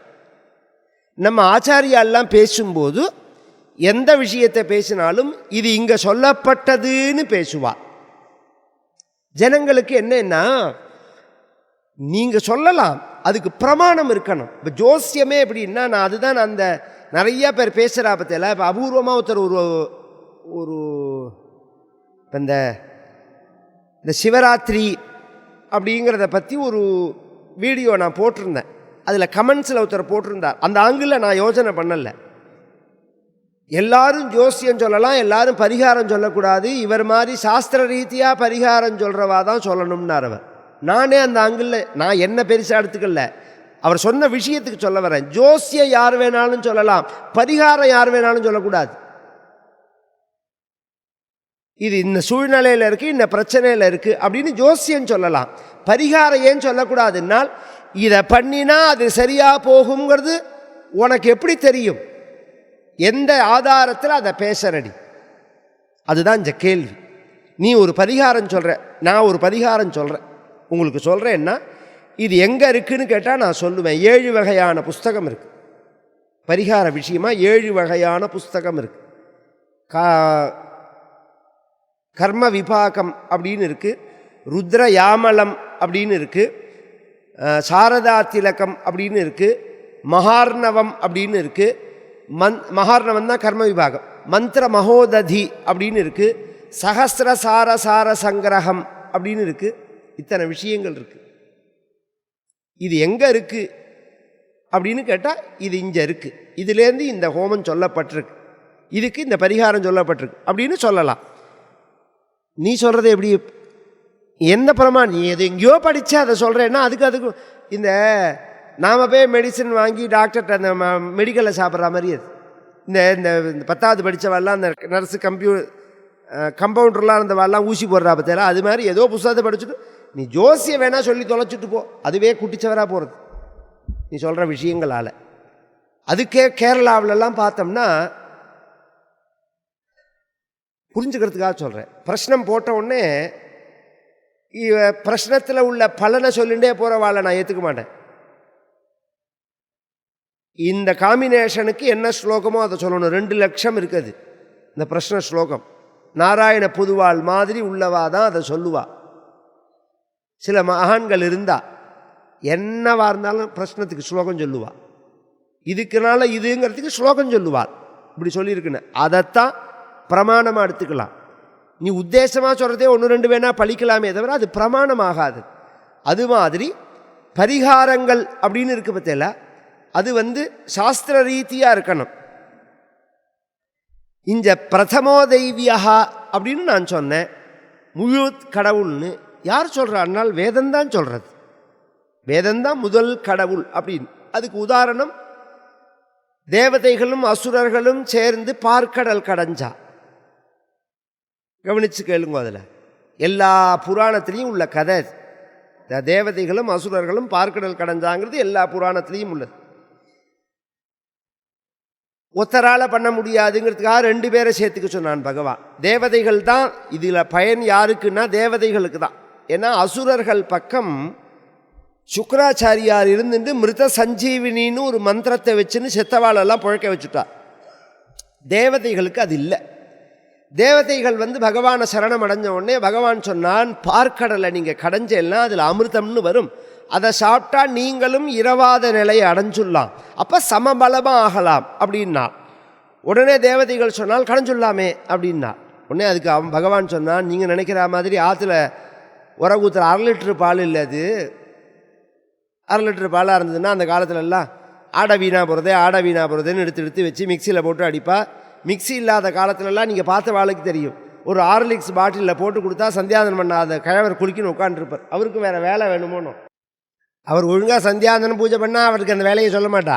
அதை பண்ணாமல் உட்காந்துக்கிறதுனால தான் அவர் கையில் கொடுக்குறதே. அதை இது மாதிரி உள்ளதில்லை. இது பார்க்கடல், உங்களால் முடியாது. அசுரர்களையும் சேர்த்துக்கோங்க. வருவார்களா தேவதைகள் கேட்குறா. பகவான் சொன்னான் வருவார். எப்படி வருவார்கள்னா கூப்பிட்றபடி கூப்பிட்டா வருவா. எப்படி கூப்பிடணும்? இந்த கடையெஞ்சு வரக்கூடிய அமிர்தத்தில் உனக்கும் பங்குன்னு சொல்லு. என்னதான் தேவர்கள் அசுரர்கள் யட்சர்கள் சித்தர்கள் உரகர்கள் பதகர்கள் கிண்ணறர்கள் கிம்புருஷர்கள் நாகர்கள் அப்படின்னு இத்தனை பிரிவு இத்தனை கட்சி இருந்தாலும் பர்சன்டேஜ்னால் எல்லா அயோக்கியனும் ஒன்று சேர்ந்துருவான். மற்றதுக்கு தான் வெளியில் பார்க்குறதுக்கு சண்டை போட்டுக்கிற மாதிரி இருப்பானே தவிர பர்சன்டேஜ்னா ஒன்று சேர்ந்து உனக்கு அதில் பர்சன்டேஜ் தரேன்னு சொல்லு, வரானா இல்லையா பாருன்னு. அதுக்கு தேவதைகள் சொன்னால் இந்த ப்ராசஸே வேண்டாம்னா. ஏன்? அவன் அமிர்தமே சாப்பிடாத போது அடிக்கிற அடியே தாங்க முடியலன்னு தான் உங்கள்கிட்ட கேட்குறது. இவனுக்கு அமிர்தத்தை வேற கொடுத்துட்டு அந்த அடியை வேற வாங்கணுமா? பகவான் சொன்னார், நீ கொடுக்குறேன்னு சொல்லுன்னு தானே சொன்னேன், யார் கொடுக்க போகிறான்னு. ஆரம்பமே இந்த கதை ஆரம்பமே எப்படி ஆரம்பிக்கிறது பாருங்க. உடனே மகாபலி தான் இப்போ அசுரன், அவனை போய் கூப்பிட்டா. அண்ணா தேவதைகளுக்கு அவன் அண்ணா. யாருக்கு? தேவதைகளுக்கு அசுரர்கள் அண்ணா. அண்ணாக்கிறதுக்கு எத்தனையோ அர்த்தம் இருக்கிறதுக்காக சொல்ல வரேன். அண்ணான்னு கூப்பிட்டா. சாதுக்களையும் அண்ணான்னு சொல்கிறோம், அயோக்கியனுக்கும் அண்ணான்னு பேர் இருக்குங்கிறதுக்காக சொல்ல வரேன். அண்ணான்னு போய் கூப்பிட்டா. என்னடான்னு கேட்டான். நம்ம 2 பேரும் சேர்ந்து இந்த பார்க்கடலை கடையலாமான்னா. அவன் யோஜனை பண்ணினான். இந்த சாணக்கியன் இருக்கானே, அவனுடைய நீதியில் சத்ரு உன்னோட உறவாடினான்னா பின்னாடி குழி வெட்டிருக்கான்னு தெரிஞ்சுக்கோன்னா ஒரு நீதி. உனக்கு பரம எதிரி உன்னை கூப்பிட்டு பிரியமாக பேசுகிறான்னா, ஆஜன்மா எதிரி அவன். உன்னை கூப்பிட்டு பிரியமாக பேசுகிறான்னா அப்போ ஏதோ பின்னாடி குழி வெட்டியிருக்கான்னு அர்த்தம். அது மாதிரி இவன் உறவாடுறான்னு உடனேவே அவன் உஷாராயிட்டான். என்ன ப்ராஜெக்டு என்ன ப்ராசஸ்ங்கிறதெல்லாம் கேட்டுவிட்டு அது அவன் என்ன பிளான்னா, இவனை வச்சு எல்லாத்தையும் வந்துட்டு அமிர்தம் வந்தவொடனே இவர்களை அடித்து துரத்தி விடலாம். ஆரம்பமே ஒருத்தர் ஏமாத்துற மாதிரி தான் இந்த கதை ஆரம்பமே. மந்திரமலையை கொண்டு வந்து போட்டால் வாசுகியை நானா வச்சா இந்த பக்கம் அந்த பக்கம் தேவதை. அது பெரிய கதை. கடைய ஆரம்பித்த உடனே இந்த பாம்பு வாயிலேருந்து விஷம் வந்தது. இந்த பார்க்கடலில் உள்ள அழுக்கெல்லாம் சேர்ந்து அது ஒரு விஷமாச்சு. இந்த வாசுகிங்கிற பாம்பு வாயிலேருந்து விஷம் வர்றது, பார்க்கடலில் உள்ள அழுக்கெல்லாமும் விஷமாக இருக்குது. ஆழம் அப்படின்னா விஷம்னு அர்த்தம். ஆழம் ப்ளஸ் ஆழம் ஆளாளம், ஆளாள விஷம் அப்படின்னு சொல்கிறது. அந்த 2ம் சேர்ந்துக்க அது ஸ்ப்ரெட்டாக இவர்களால் அதை தாக்கு பிடிக்க முடியாத பொழுது இவர்கள்லாம் எங்கே போனார்கள் அப்படின்னா, இது ஒரு லோயர் மிடில் அப்பர் பர்த் சொல்கிறோமோனோ அது மாதிரி இந்த லோகத்தை வர்ணிக்கும் போது சாஸ்திரத்தில் இப்போ நாம் இருக்கிறது பூர்லோகம். இதுக்கு கீழே அதல விதல சுதல ரசாதல தலாதல மகாதல பாதாளம் அப்படின்னு 7 உலகம் இருக்குது. இப்போ நாம் இருக்கிறதுக்கு மேலே பூலோகம் புவர்லோகம் சுவர்லோகம் மகோலோகம் ஜனோலோகம் தபோலோகம் சத்தியலோகம் அப்படின்னு இருக்குது. அந்த சத்தியலோகம் 3 லேயராக இருக்குது. கீழே பிரம்மா, நடுப்பில் மத்தியத்தில் விஷ்ணு, மேலே பரமேஸ்வரன். அப்படியே புராணத்தில் உள்ள விஷயம், என்னுடைய அபிப்பிராயம் கிடையாது இதெல்லாம். உங்களுக்கு சிவபக்திங்கிறதுனால கொண்டு மேலே உட்காந்து வைக்கிறேன் பரமேஸ்வரன் அப்படின்னு நினைக்காதீங்க. புராணத்தில் அதுக்கு இன்னொரு திருஷ்டாந்தம் சொல்கிறேன். இதை கடைஞ்சது எந்த இடத்துல? பார்க்கடல்ல. விஷம் ஸ்ப்ரெட் ஆன உடனே கீழே போவாளா மேலே போவாளா? தண்ணி வந்தால் மாடிக்கு போவோமா கீழே போவோமா? இதுக்கு மேலே உள்ள இடத்துக்கு போனால் தானே அந்த விஷம் ஸ்ப்ரெட் ஆகாமல் இருக்கும். அதனால் இவர்கள் மேலே தான் போனார்கள், கைலாசத்துக்கு போனார்கள். போன உடனே பகவான் இந்த பார்க்கடல் கடையிற ப்ராசஸில் அவர்கிட்ட சொல்லவும் இல்லை, அவரை கூப்பிடவும் இல்லை. இந்த விஷயங்கள்லாம் எதுவுமே பகவானுக்கு தெரியாது. எல்லா தேவதைகளும் வந்து யாத் இஷு சிவதமா சிவம் பபூவத் அத்தியவோச்சததி யாத் இஷு சிவதமா சிவம் பபூவதே தனு சிவாசரவ்யா யாத்தவதயா நோ ருத்ரமிடயா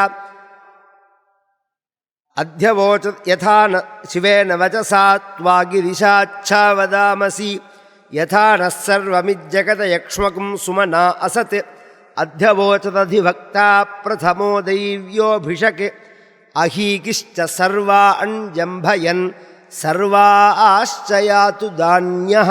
இந்த பாகம் வந்து விஷபாதையை நிவர்த்தி பண்ணுற பாகம். அஹீகிஷ்ட சர்வான், அதுக்கு பின்னாடி வியாக்கியானம் தனியாக சொல்கிறேன். ஜம்பயன் சர்வா ஆశ్చயாத்து தான்யா. இந்த மந்திரத்தை தான் ஜபம் பண்ணுறா. ஏன்னா சிவகோபம் அப்படின்னு இருந்ததுன்னா, விஷபாதைகள் அப்படின்னு இருந்ததுன்னா எந்த மந்திரங்களை ஜபம் பண்ணணும்னு இந்த ருத்ரத்தையே தனித்தனியாக பிரிச்சிருக்கா. நான் அதெல்லாம் எடுத்து இப்போ நான் சொல்லலை, அதெல்லாம் பண்ணோம். இன்னும் பிய மணி அட்டைகள் ஆகிடுது. 4 வாக்கியம் கூட நான் தாண்டலை, அவ்வளோ விஷயம் இருக்குது அதில். 2 வாக்கியமாக எடுத்துட்டு இதை எதுக்கு ஜபம் பண்ணணும் அப்படிங்கிறதுக்கு ரிஷி சந்தஸ்தோடு இருக்குது இந்த ருத்ரத்துக்கு. அதில் வந்து யாத் இஷு சிவதமா சிவம், ரொம்ப பரமேஸ்வரன் கோபமாக இருந்தால் அதை ஜபம் பண்ணணும்னு இருக்குது. பரமேஸ்வரனுக்கும் அர்ஜுனனுக்கும் ஒரு தடவை சண்டை வந்துடுத்து பாசுபதாஸ்திரம் வாங்குகிற சமயத்தில். இதில் இந்த கலையிலேருந்து இப்படி வெளியில் போகிறேன்னு நினைக்காதீங்க, திருப்பி அங்கே வந்துடுவேன் நான். பரமேஸ்வரன் கிராத வேஷம் போட்டுன்னு வந்தார், வேடுவ வேஷம் போட்டுன்னு கிளம்புறார் அர்ஜுனனுக்கு அனுகிரகம் பண்ணுறதுக்கு. பின்னாடியே பார்வதியும் ஒரு வேடுவ ஸ்திரீ மாதிரி வேஷம் போட்டுன்னு வரார். முதல்ல அவள் என்னை எங்கே போகிறேன்னு கேட்டாள். நான் இது மாதிரி அர்ஜுனனுக்கு அனுகிரகம் பண்ணுறதுக்கு போகிறேன்னு. நானும் வருவேன்னா. ஏன்னா பார்வதி ஒரு க்ஷணம் பகவானை பிரிய மாட்டாள். அனுகிரகம் பண்ணுறதேவே மகான்கள்லாம் உமையா சகித சோமஹா உமயாசக மமச்சேதசி யமசாசன நிவசன்னு சிவசங்கர சிவசங்கர சிவசங்கர ஹரமேஹர துரிதம்னு பரமேஸ்வரனை தனியாக யாருமே கூப்பிட்றது கிடையாது. அம்பாலோட வரணும் அம்பா. அதனால தான் ஆச்சரியமான விஷயம். சிவானந்த லஹரியாக இருக்கட்டும், சௌந்தர லஹரியாக இருக்கட்டும், ரெண்டையுமே ஆரம்பிக்கிறதேவே 2 பேரோட தான் ஆரம்பிக்கிறார் ஆச்சாரியால். சிவாபியாம் சூடாலங்கிருத சசிகலாபியாம் நிஜதப பலாபியாம் பக்தேஷு பிரகடித பலாபியாம் அப்படின்னு த்விவச்சனமாக தான் அம்பாளையும் பரமேஸ்வரனையும் சேர்த்து தான் பேசுகிறார் அவர். ஏன் அப்படிங்கிறதுக்கு தான் இந்த விஷயமே. நான் வருவேன் நாள் பார்வதி. அவர் சொன்னார், உன்னை நான் ஐஷன் போகக்கூடாதுன்னு இல்லை, இப்போ நான் வேடுவ வேஷம் போட்டுன்னு வரேன். எனக்கு வேடுவ வேஷம் தனியாக மேக்கப் போடணுங்கிறது கிடையாது. நான் இருக்கிற ரீதியில் போனாலே வேடுவன் மாதிரி தான். நீயோ அப்படி கிடையாது, ராஜராஜேஸ்வரி. எப்பேற்பட்ட சௌந்தர்ய லகரியில் எப்படி வர்ணிக்கிறாள் ஆச்சாரியா அப்படிங்கிறதே. ஒன்றை போய் அது மாதிரி அதை பற்றி உங்களுக்கு என்ன கவலைன்னா, உங்களுக்கு மேட்சா வரணும்னா அதானே அப்படின்னா. ஒரு 2 நிமிஷம் வெயிட் பண்ணுங்க. ஒரு நாள் பார்த்தா அரப்பாவாடை போட்டுன்னு டால்டா டப்பாவை கையில் வச்சுன்னு ட்ரியோன்னு ஒன்று பகவானுக்கே புரியல. கரெக்டாக மேட்சா வந்துட்டாள் அவள். 2 பேரும் கிளம்பி வந்தார். ஒரு பண்ணியை குறி வச்சுன்னு வரத்தே அது ஒரு அசுரனவன், துரியோதனால் ஏவிடப்பட்டவன். அது மேலே அர்ஜுனனும் பானம் போடுறான், சிவபெருமானும் பானத்தை போடுறான். 2 பேருக்குள்ளே சண்டை வந்துடுத்து. நான் துரத்தின்னு வந்த பண்ணியை நீ எப்படி அடிக்கலாம்னு சிவபெருமான் கேட்டார்.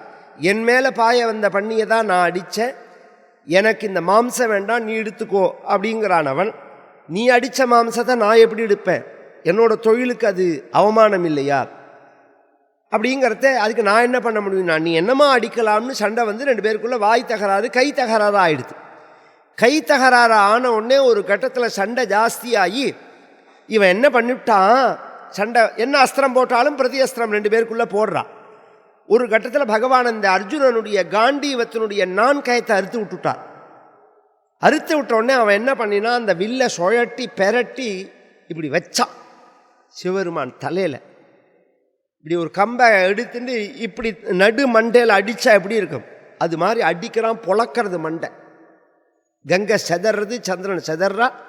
இன்றைக்கும் பரமேஸ்வரனுடைய பானத்து மேலே அந்த வடு இருக்கும், பார்த்த பிரகரம்னு பேர். அதுக்கு 2 பேர் அடித்தா பகவானை. ஒன்று இவன், இன்னொன்று பாண்டிய ராஜா பட்டுக்கு மனுஷ மக்கரத்தே. இந்த 2மே கோடாக இருக்கும். ஒன்று மேலே இருக்கும், இன்னொன்று சைடில் இருக்கும். இன்றைக்கி நாளைக்கு வாங்குவோம், சிவராத்திரியில் நான் பூஜை பண்ணுறேன், அந்த சிவலிங்கத்தில் காமிக்கிறேன் அந்த கோடை. அந்த 2 கோடு இருக்கிற சிவலிங்கம் தான் விசேஷம். இது ஒரு அடையாளம். இது பகவான் அதை ஒரு பெரிய பெருமையாக விருதாக நினைக்கிறான். 2 பேரும் அடித்ததை அப்படி அடித்த உடனே ஒரு செகண்டில் பகவானுக்கு கோபம் வந்து அந்த அர்ஜுனனை பிடிச்சி இந்த 2 கையாலையும் இப்படி சப்பாத்தி மாவு மாதிரி பிசைய ஆரம்பிச்சுட்டான். இதுக்கு தான் அவன் வந்ததே. யாரு? பார்வதி. ஏன்னா இவர் ஆசு தோஷி இல்லை, ஆசு கோபி. இவர் சீக்கிரமாக திருப்தி அடைவாருங்கிறது எப்படியோ அது மாதிரி சீக்கிரமாக கோபம் வரும். சில மாமாவோட ஸ்பீடு பிரேக் மாதிரி மாமி வந்துட்டே இருப்பாள். ஏன்னா எங்கே போனாலும் வாசல்லேருந்து கோவிலுக்கு போனால் பூக்காரன்லேருந்து செருப்பு போடுறவன்லேருந்து சண்டையை ஆரம்பிச்சுடுவார். அது மாமி கூட இருந்து அதை எப்படி சமாதானப்படுத்துவாளோ அது மாதிரி பார்வதி அதுக்காக தான் எங்கே போனாலும் நான் வருவேன். இந்த இடத்துல என்ன பண்ணினால்னா அவள் 2 பேருக்குள்ளே அங்கே சண்டை நடக்கிறது. சிவபெருமான் எதுக்கு அனுகிரகம் பண்ண வந்தோங்கிறத மறந்து கோபத்தை அடைஞ்சுட்டார். அந்த கோபத்தை தனிச்சாகணும். அப்போ என்ன பண்ணினா பார்வதிங்கிறது தான் இந்த விஷயம். மனசா யாதயுஷு ஸ்ருதிம் ஜஜாப அப்படிங்கிறார் வியாசர். இங்கே நின்றுண்டு யாதயுஷு சிவதமா சிவம் பபூவ தேதனு சிவாசரவ்யா யாத வதயா நோ ருத்ரமடையா யாதயுஷு சிவதமா சிவம் பபூவ தேதனு சிவாசர. இதை ஜெபம் பண்ணிகிட்டே இருக்காளாம். மனசாங்கிறாள். ஸ்திரீங்கிறதுனால ஸ்பஷ்டமாக உச்சரித்து ஜெபம் பண்ணுறதுக்கு அதிகாரம் கிடையாதுங்கிறதுனால மனசா யாத். அதனால் மனசான அங்கே வார்த்தை இருக்கிறதுனால சொல்கிறது. இதை ஜெபம் பண்ணினால் பரமேஸ்வரனோட கோபம் அடைஞ்சுது. அது கோபத்தை தணிக்கிறது. அகீகிஷ்ட சர்வான் ஜம்பயன் சர்வான் அப்படின்னா விஷபாதைகள்லாம் நிவர்த்தி பண்ணும். தேவதைகள்லாம் அதை பிரார்த்திக்க பகவான் ஒன்றே என்ன விஷயம்னா நீங்கள் தான் எங்களை காப்பாற்றணும்னு சொல்லலை. அப்படி சொல்லியிருந்தால் அந்த விஷயம் வேறு. நாங்கள்லாம் தேவதைகளும் உன்னோட குழந்தைகள், நாங்கள்லாம் சேர்ந்து ஒரு விவசாயம் பண்ணிடும். விவசாயம்னா முயற்சின்னு அர்த்தம். இன்றைக்கும் நம்மளுடைய பாரதிய கல்ச்சர், நம்மளுடைய வாழ்வியல் முறையில் முக்கியமான ஒரு அடையாளம் என்னன்னா முதல்ல வரக்கூடிய பலனை பகவானுக்கு சமர்ப்பணம் பண்ணுறது. அது எந்த ஃபீல்டாக இருந்தாலும் சரி. ஒரு தென்னை மரம் வச்சு ஃபஸ்ட்டு இளநி காய்ச்சா என்ன பண்ணுவோம்? சுவாமிக்கு அபிஷேகம் பண்ணுவோம். ஒரு பசுமாடு கண்ணுட்டி வளர்ந்து ஃபஸ்ட்டு கண்ணு போட்டு அந்த பால் எடுத்தால் கோவிலில் போய் அபிஷேகம் பண்ணுவோம். அதெல்லாம் இன்றைக்கி வாழ்க்கையில் மாறி போயிடுது. நமக்கு புரிகிற மாதிரி சொல்கிறேன். நம்ம குழந்தைகளை வச்சு படிக்க வச்சு அவள் வேலைக்கு போய் முதல் மாத சம்பளம் வந்தால் என்ன பண்ணுவோம்? அதுவும் விவசாயம் தானே. நாம் செஞ்சதுக்கு பல பிராப்தி அடையிற சமயம் தானே அது. நம்மளுடைய உழைப்புக்கு பல பிராப்தி அடையிறது. அந்த முதல் பலனை பகவானுக்கு கொடுக்கணுங்கிறது எப்படி? சுவாமிக்கெல்லாம் எடுத்து வைன்னு சொல்ல மாட்டோமா?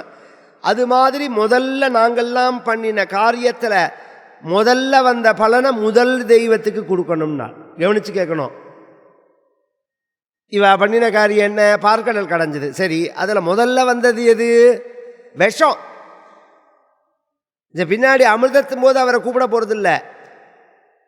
இந்த மாமா ஓதி விடணுங்கிறத கல்யாணத்தில் பார்த்தேன்னா மாமா ஃபஸ்ட்டு மாமா தான் ஓதி விடணும். மாமா மாமா மாமா மாமா மாமா மாமாம்பர் வாத்தியார் ஒரு பயம் நிற்க மாட்டான் பக்கத்தில். எல்லாரும் சேர்ந்து அண்ணா அண்ணா நொன்னா அண்ணாவை அதுக்கு முன்னாடி மரியாதையும் கிடையாது, ஒன்றும் கிடையாது. திரும்பி பார்க்க மாட்டான். ஓதி விடணுங்கிறதே பெரிய அண்ணா தோற்கார் அப்படின்னு எப்படி முன்னாடி கொண்டு நிறுத்தவனோ அது மாதிரி இந்த விஷம் வந்தவுடனே பிரதமோ தெய்வியோ பிஷக்கு அப்படிங்கிறா. நீங்கள் தான் முழுமுதற் கடவுள் அப்படின்னு. அப்புறம் பகவான் அந்த விஷத்தை எடுத்து சாப்பிட்டார் அப்படின்னு சரித்திரம். அதுவும் எப்படி சாப்பிட்டார்னால் தன் பக்கத்தில் இருக்கக்கூடிய பகவானுடைய வடிவமான சுந்தரரை கூப்பிட்டு சுந்தரா இவ்விடத்தை இவ்விடங்கொண்டான் நான் பகவான். தமிழ் சம்ஸ்கிருதம் தான் அது. அவ்விடத்தை இவ்விடங்கொண்டான் அப்படின்ன உடனே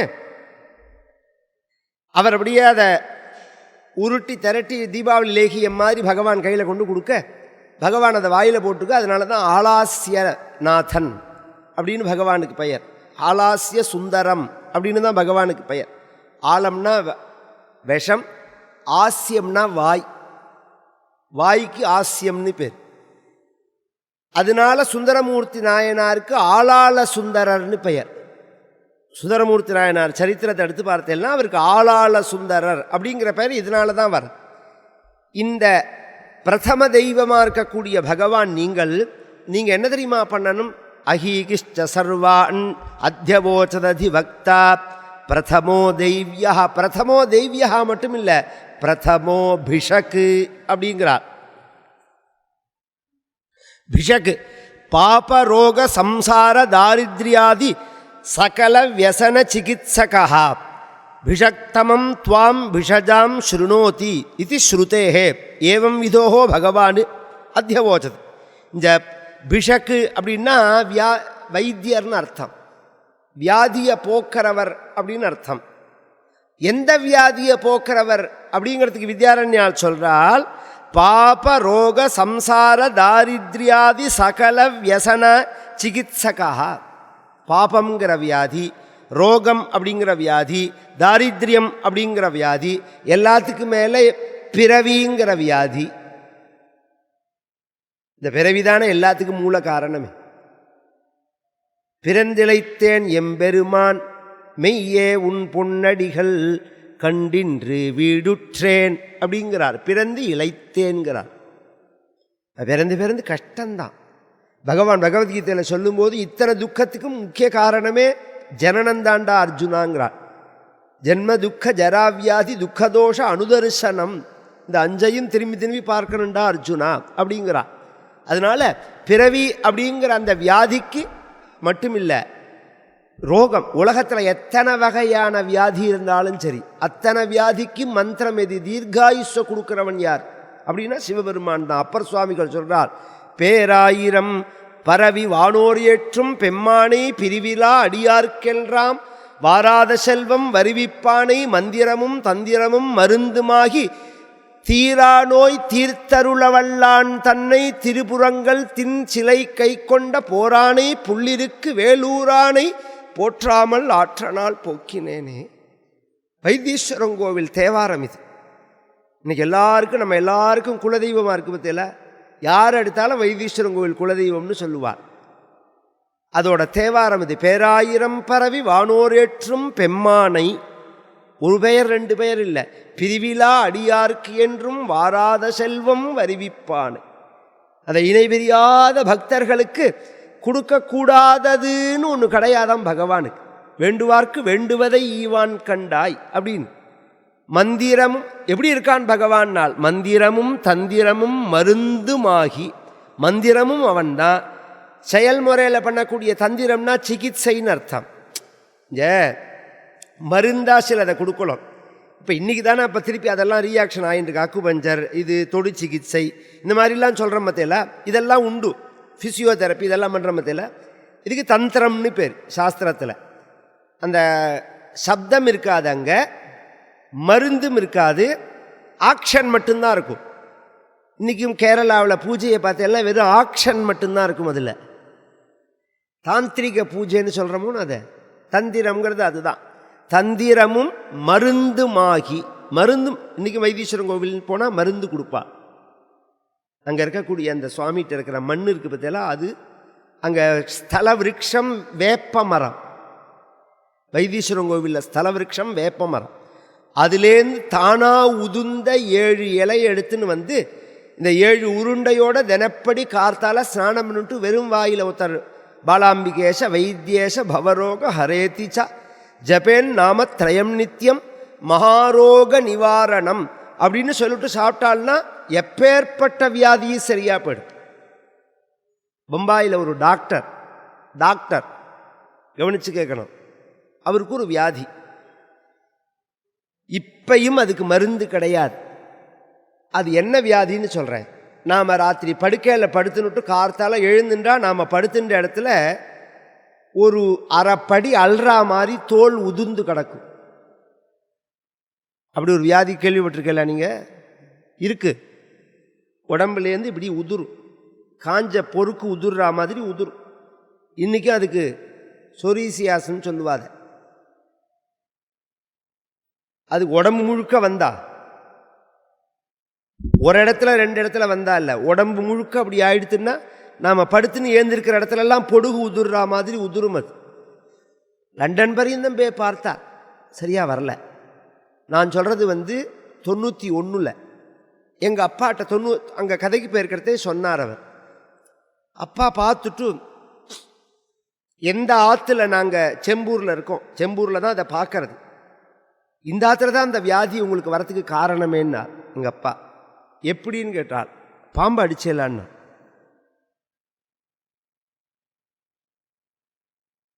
ஆமாம், இந்த ஆற்றை கட்டுறதே பெரிய பாம்பு இங்கே இருந்தது, அதை அடித்தேன்னார் அவர். அவர் தான் அடித்து கொன்னதே. இல்லை இவர் அடின்னு சொன்னாரோ என்னவோ. இது வாழும் பாம்பு, அதை விரட்டி விட்டால் அது பாட்டுக்கு போயிருக்கும். அது அதோட தோஷம். நாங்கள் சொல்கிறதெல்லாம் சாஸ்திர ரீதியாக தானே சொல்ல முடியும். இதுக்கு எத்தனையோ வைத்தியங்கள்லாம் பண்ணிவிட்டே சரியாக வரலன்னா நான் சொல்கிறத பண்ணுங்கண்ணா.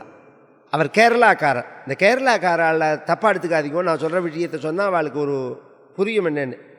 அவளுக்கு ரொம்ப நம்பிக்கை ஜாஸ்தி, சாஸ்திரத்துலேயும் பகவான்கிட்டையும் ரொம்ப படிப்பும் ஜாஸ்தி. அதனாலேயே மனுஷால மதிக்கிற தன்மை குறைச்சலாக இருக்கும். ரொம்ப புத்திசாலி, ரொம்ப படிப்பு ஜாஸ்தி, ரொம்ப சாஸ்திரத்துலேயும் விசுவாசம் ஜாஸ்தி. நாம் பரிகாரம் சொன்னால் வெப்புங்கிற மாதிரி சொல்லுவாள். அது ஒரு பெரிய விஷயம் மாதிரி தோணாத அவள். ஏன்னா அவளுக்கே அது தெரியுங்கிறதுனால. அவர் என்ன சொன்னார், நீங்கள் சொல்லுங்கோண்டா, வைத்தீஸ்வரன் கோவில் குளத்தில் ஸ்நானம் பண்ணிவிட்டு அங்க பிரதட்சணம் பண்ணுவோன்னா. எங்கப்பா, நான் எவ்வளோ பெரிய வியாதி லண்டன் பரியந்தம் போயிட்டு வந்திருக்கேன், நீங்கள் என்ன சொல்கிறீர்கள் பரிகாரம்னா? நான் சொன்னத்தை எத்தனையோ செஞ்சுருக்கேன், நீங்கள் இதை செஞ்சால் செய்யக்கூடாதான்னா. அவருக்கு ஒரு ஹேபிட்டு, எங்கே போனாலும் காரில் தான் வருவார் அவர். அப்பயே அவன் மாருதி ஆம்னி, இதெல்லாம் அப்படியே கண்ணுக்கு எதிர்த்தாப்புல எனக்கு ஞாபகம் இருக்குது. அதை ஓட்டிகிட்டே அவர் குருவாயூர்லாம் போய்ட்டு நேர கும்பகோணத்தில் எங்கள் கிராமத்துக்கு வரார். தீட்சிதர் நீங்கள் சொன்னேன்னு வந்திருக்கேன்னா அப்படின்ன உடனே இந்த பக்கத்தில் தான் இருக்குது வாங்குவோன்னு ஐஷன் போய்ட்டு வைத்தீஸ்வரன் கோவிலவே பார்த்தா அவர் எங்கள் அப்பா சொன்னதுக்கு தான் பண்ணினார் அவர். அதுதான் உண்மை. எங்கள் அப்பா ரொம்ப நல்லவர், அவர் பெரிய புத்திசாலி, மகா புத்திசாலி. சாஸ்திரத்தில் எங்கள் தாத்தாட்டெல்லாம் அவ்வளோ பக்தி. அது வேறு லைன். அது சில பேருக்கு எல்லாத்துக்கும் எல்லா இடத்துலையும் எல்லாத்துக்கும் நம்பிக்கை வரணுங்கிறது அவசியம் கிடையாது. அவாவா அனுபவம் தானே. அது எங்கள் அப்பா சொன்னதுக்காக பண்ணினார், கிளம்பியும் போயிட்டார். அதுலேருந்து ஒரு 10 நாள் கழித்து தான் அவர் பம்பாய் போனது. அவர்கிட்டேருந்து ஒன்றும் ஃபோன்லாம் வரல. அப்புறம் பம்பாய் போய் சேர்ந்து மறுநாளைக்கு ட்ரங்கால் புக் பண்ணி பேசுகிறார். இன்னைக்கு படுத்துன்னு கார்த்தால் எழுந்திருக்கிற தீட்சிதர் ஒன்று கூட இல்லை, உடம்பு அப்படியே தங்கம் மாதிரி இருக்குன்னு அப்படியே சொன்ன வார்த்தை. உடம்புல இப்போ அப்படி இருக்கார் அவர். உடம்புல ஒரு இது கிடையாது, பலன்னு இருக்கு உடம்பு. ஏன்னா மந்திரமும் தந்திரமும் மருந்துமாகி தீரானோய் தீர்த்தருளவல்லான் தன்னைங்கிறார் அப்பர் சுவாமிகள். மகான்களுடைய வாக்கு பொய்யா? திருப்புறங்கள் தின் சிலை கை கொண்ட போரானை புள்ளிருக்கு வேலூர்னு பேர் வைத்தீஸ்வரன் கோவிலுக்கு ஒரிஜினல் பெயர். புள்ளிருக்கு வேலூரானை போற்றாமல் ஆற்றனால் போக்கினேனே அப்படின்னு அந்த பரமேஸ்வரனை நாம் ஆராதிக்கணும் அப்படிங்கிற பரியந்தம் இந்த சரித்திரம். பிரதமோ தெய்வியோ பிஷக், அவன் பிரதம தெய்வமாகவும் இருக்கான், பிஷக்காவும் இருக்கானுங்கிற பரியந்தம் இன்னைக்கு நிறுத்திக்கிறேன். இதனுடைய தொடர்ச்சி அப்புறம் வரத்தே சொல்கிறேன். அகீகிஷ் நிர்வாகத்தை பூர்த்தி பண்ணணுங்கிறதுக்காக பண்ணினேன். 2 விஷயம் பக்தர்களுக்கு தெரிவிக்கணும். ஒன்று இந்த ராமாயணம் சொன்ன மாதிரி பாகவதம் சொல்ல போகிறேன். ஆனால் இந்த இடத்துல இப்போ சொன்ன மாதிரி என்னால் மெட்ராஸில் நான் ஸ்ரீரங்கத்துக்கு ஷிஃப்ட் ஆகிட்டேன். அதனால் ஆன்லைனில் தான் அது சொல்ல போகிறேன். அப்பப்போ எங்கே நேரடியாக நடக்கிறதோ அதை சொல்லுவேன். அதுவும் இதே மாதிரி 100 நாள் ராமாயணம் மாதிரி பாகவதமும் 100 நாள் சொல்ல போகிறேன். அதுக்கும் ஸ்பான்சராக யாருக்கெல்லாம் கலந்துக்கணுங்கிற ஆசை இருக்கோ அவர்கள் எல்லாருமே அதில் கலந்துக்கலாம். அது முக்கியமான விஷயம். இந்த ஸ்ரீருத்ரம் நான் இங்கே வரையும் எனக்கு அந்த யோஜனை இல்லை. இங்கே வந்த பிறகு தான் என்னடா அது சுருக்கமாக ஒரு நிமிஷத்தில் சொல்லிட்டு போனால் நமக்கும் திருப்தி இருக்காது, கேட்குறவாளுக்கும் திருப்தி இருக்காதுன்னு தோணினது. இப்போ ஒரு 4 நாள் சொல்லியிருக்கேன், இன்னும் ஒரு 20 நாள் சொல்லுவேன்னு வச்சுக்கோங்களேன். இந்த 20 நாளுக்கும் யாராவது அந்த உபன்யாசத்துக்குள்ள அந்த இதை ஒவ்வொருத்தரும் ஒரு நாளைக்கு ஸ்பான்சர் மாதிரி எடுத்துக்கலாம். ஒரு நாளைக்கு ஒரு 4000 ரூபான்னு வச்சுக்கோங்களேன். அது மாதிரி வச்சுட்டு இந்த இதுலேயும் கலந்துக்கலாம். பாகவதத்தை பொறுத்த பரியந்தம் அது கொஞ்சம் விஸ்தாரமானது. அதனால ஒரு நாளைக்கு அதுக்கு 7500 ரூபா ராமாயணம் மாதிரி அதுக்கு ஸ்பான்சர்ஷிப் வச்சுருக்கோம். அதனால் ரெண்டுலேயுமே கலந்துக்கணுங்கிறவா என்னுடைய மொபைல் நம்பரில் உங்களோடத்தில் பதிவு பண்ணிவிட்டு விவரம் கேளுங்கோ சொல்கிறேன். நாளைய தினம் கார்த்தால இந்த ஒரு 7 மணிக்கு கலச ஸ்தாபனங்கள்லாம் பண்ணி சங்கல்பம் பண்ணி பிரதான சங்கல்பம் ஒருத்தரை வச்சுன்னு நம்ம ஆடிட்டர் மாமா வந்து பண்ணிவிடுவேன். அப்புறம் இதில் ருத்ரேகாதசினி இதில் எல்லாம் யாரெல்லாம் கலந்துருக்கலோ அபிஷேகத்திலெல்லாம் அவர்கள்லாம் தம்பதிகளாக வந்தால் எல்லாருக்குமே சங்கல்பம் பண்ணி வைப்பேன் நான் தனியாக. அத்தனை பேருக்கு சங்கல்பம் தனியாக நடக்கும். அதை தவிர பஞ்சாட்சரம் உபதேசம் வாங்கிக்கணுங்கிற ஆசை யார் இருக்கோ அவர்கள் தம்பதிகளாக மடியாக ஆச்சாரமாக வேஷ்டி கட்டின்னு புடவை கட்டின்னு பஞ்சபாத்திரம் தீர்த்தத்தோட இதில் ஜாதி மத பேதம் கிடையாது. எல்லாருமே புரிஞ்சுக்கணும். அதை பஞ்சாட்சரத்தை பொறுத்த பிறந்தும் ஜாதி மத பேதங்கள்லாம் கிடையாது, எல்லாருக்குமே பொதுவானது. அது யாருக்கு ஆசை இருக்கோ அவர்கள்லாம் வரலாம். அவர்களுக்குள்ள முறையில் உபதேசம் பண்ணி வைப்பேன்னா எல்லாரும் அந்த சிவராத்திரி சமயத்தில் அந்த உபதேசமும் வாங்கிக்கலாம். நாளை சாயங்காலம் 4 கால அபிஷேகம் இருக்குது. இந்த உபன்யாசத்தினுடைய ஒரு பூர்த்தியாக ஒரு 10 நிமிஷம் உபன்யாசம் பண்ணுவேன் நாளைக்கு ஒரு 8 மணி வாக்கில். ஏன்னா மாமாக்கள்லாம் இன்றைக்கி அவெல்லாம் இன்றைக்கி இருக்க முடியல, அதனால் நாளைக்கு தான் இதனுடைய ஃபைனல் டேயாக வச்சுருக்கா. பஜனை தேவார பஜனை உண்டு. 4 காலமும் தனித்தனியாக நால்வர்களோடது. நாளன்னி கார்த்தால ருத்ர ஹோமம் வசோர்தாரா ஹோமம் பிராமண போஜனத்தோடு இது பூர்த்தியாகிறது. நாளைக்கு வந்து இங்கேயே இருந்துன்னு நீங்கள் பாட்டுக்கு கண்ணை உடம்பு முடிஞ்சதுன்னா உட்காந்து அங்கே முன்னாடி வந்து உட்காந்து கேட்கலாம். உடம்பு முடியலையா பின்னாடி சேரை போட்டுன்னு ஃபேனை போட்டுன்னு ஜம்முன்னு தூங்கிகிட்டே கேட்கலாம் ருத்ரத்தை. எல்லாருக்குமே பலகாரங்களோ ஒரு டிஃபனோ ஏதோ ஒன்றும். நாளைக்கு சாப்பாடு கிடையாது சிவராத்திரிங்கிறதுனால ஒரு கஞ்சி ஒரு சின்ன அவுல் அது மாதிரி தான் கொடுப்போம் நாம். நீங்கள் டேப்லெட்லாம் போட்டுக்கிறவளாக இருந்தால் நீங்கள் சாப்பிட்டுட்டு வந்துக்கோங்க. இங்கே கொடுக்கறது சாதாரண சுண்டல்கள் அது மாதிரி தான் கொடுப்பா. அதனால் அந்த இதுலேயும் கலந்துட்டு ராத்திரிலேயும் கொடுப்பாள் அது மாதிரி டீ காஃபி அதெல்லாம் எல்லாம். ஏன்னா பொதுவாக பஞ்ச ஸ்வரூபமாக பகவான் சொல்கிறார். வாமதேவம் அகோரம் ஈசானம் தத்புருஷம் சத்யோஜாதம் அப்படின்னு பஞ்ச வடிவம், சத்யோஜாதாதி பஞ்சவக்திரம் அப்படின்னு. சிவராத்திரி அன்னைக்கு பஞ்ச சிவக்ஷேத்திரங்களை தரிசனம் பண்ணுறது விசேஷம். சாஸ்திரப்படி ஏதாவது ஒரு 5 கோவிலுக்கு போகணும் அப்படிங்கிறது விசேஷம். இன்னைக்கு உள்ள பரிஸ்திதிக்கு காளீஸ்வரர் கோவில் பக்கம் கூட போக முடியாது நாளைக்கு. அதனால் இங்கேயே 5 வச்சுருப்பேன் நான், 5 லிங்கம் வச்சுருப்பேன். இங்கேயே 5 லிங்கம் வச்சு 5 பரமேஸ்வரன் வச்சு 5 பரமேஸ்வரன் லிங்கம்னு இல்லை 5 பரமேஸ்வரன் இருக்கும். 5 பரமேஸ்வரனுக்கும் அபிஷேகம் இருக்கும். இங்கேயே உட்காந்து ராத்திரி பூர்க்க நல்ல சப்தம் ருத்ர சப்தமாகவே அனாவசிய பேச்சே இருக்காது. முழுக்க முழுக்க ஒன்று ஜபம் இருக்கும் அல்லது தேவாரம் இருக்கும் அல்லது பூஜை இருக்கும். இப்படி மாற்றி மாற்றி தான் இருக்கும். இருந்து ஜம்முன்னு தரிசனம்னா நாளை கார்த்தால ஒரு 4 மணிக்கு இதெல்லாம் முடியும். 4-4:30 மணிக்கு போய்ட்டு ஆற்றுக்கு போய்ட்டு ஸ்நானத்தை பண்ணிவிட்டு கிளம்பி வந்தேன்னா ருத்ரஹோமத்தில் கலந்துட்டு பிரசாதத்தையும் அடையணும். எல்லாரும் அந்த பத்திரிக்கை ஃபார்ம்லெட் வச்சுருக்கோம். அந்த ருத்ர இந்த ஏகதின மகாருத்ர வைபவத்தில் எல்லாரும் கலந்துக்கணும். அவளுக்கு என்ன சக்தி உண்டோ அபிஷேகத்துலையோ அல்லது பிராமண தட்சிணையிலையோ என்ன முடியுமோ அவள் கலந்துக்கோங்க.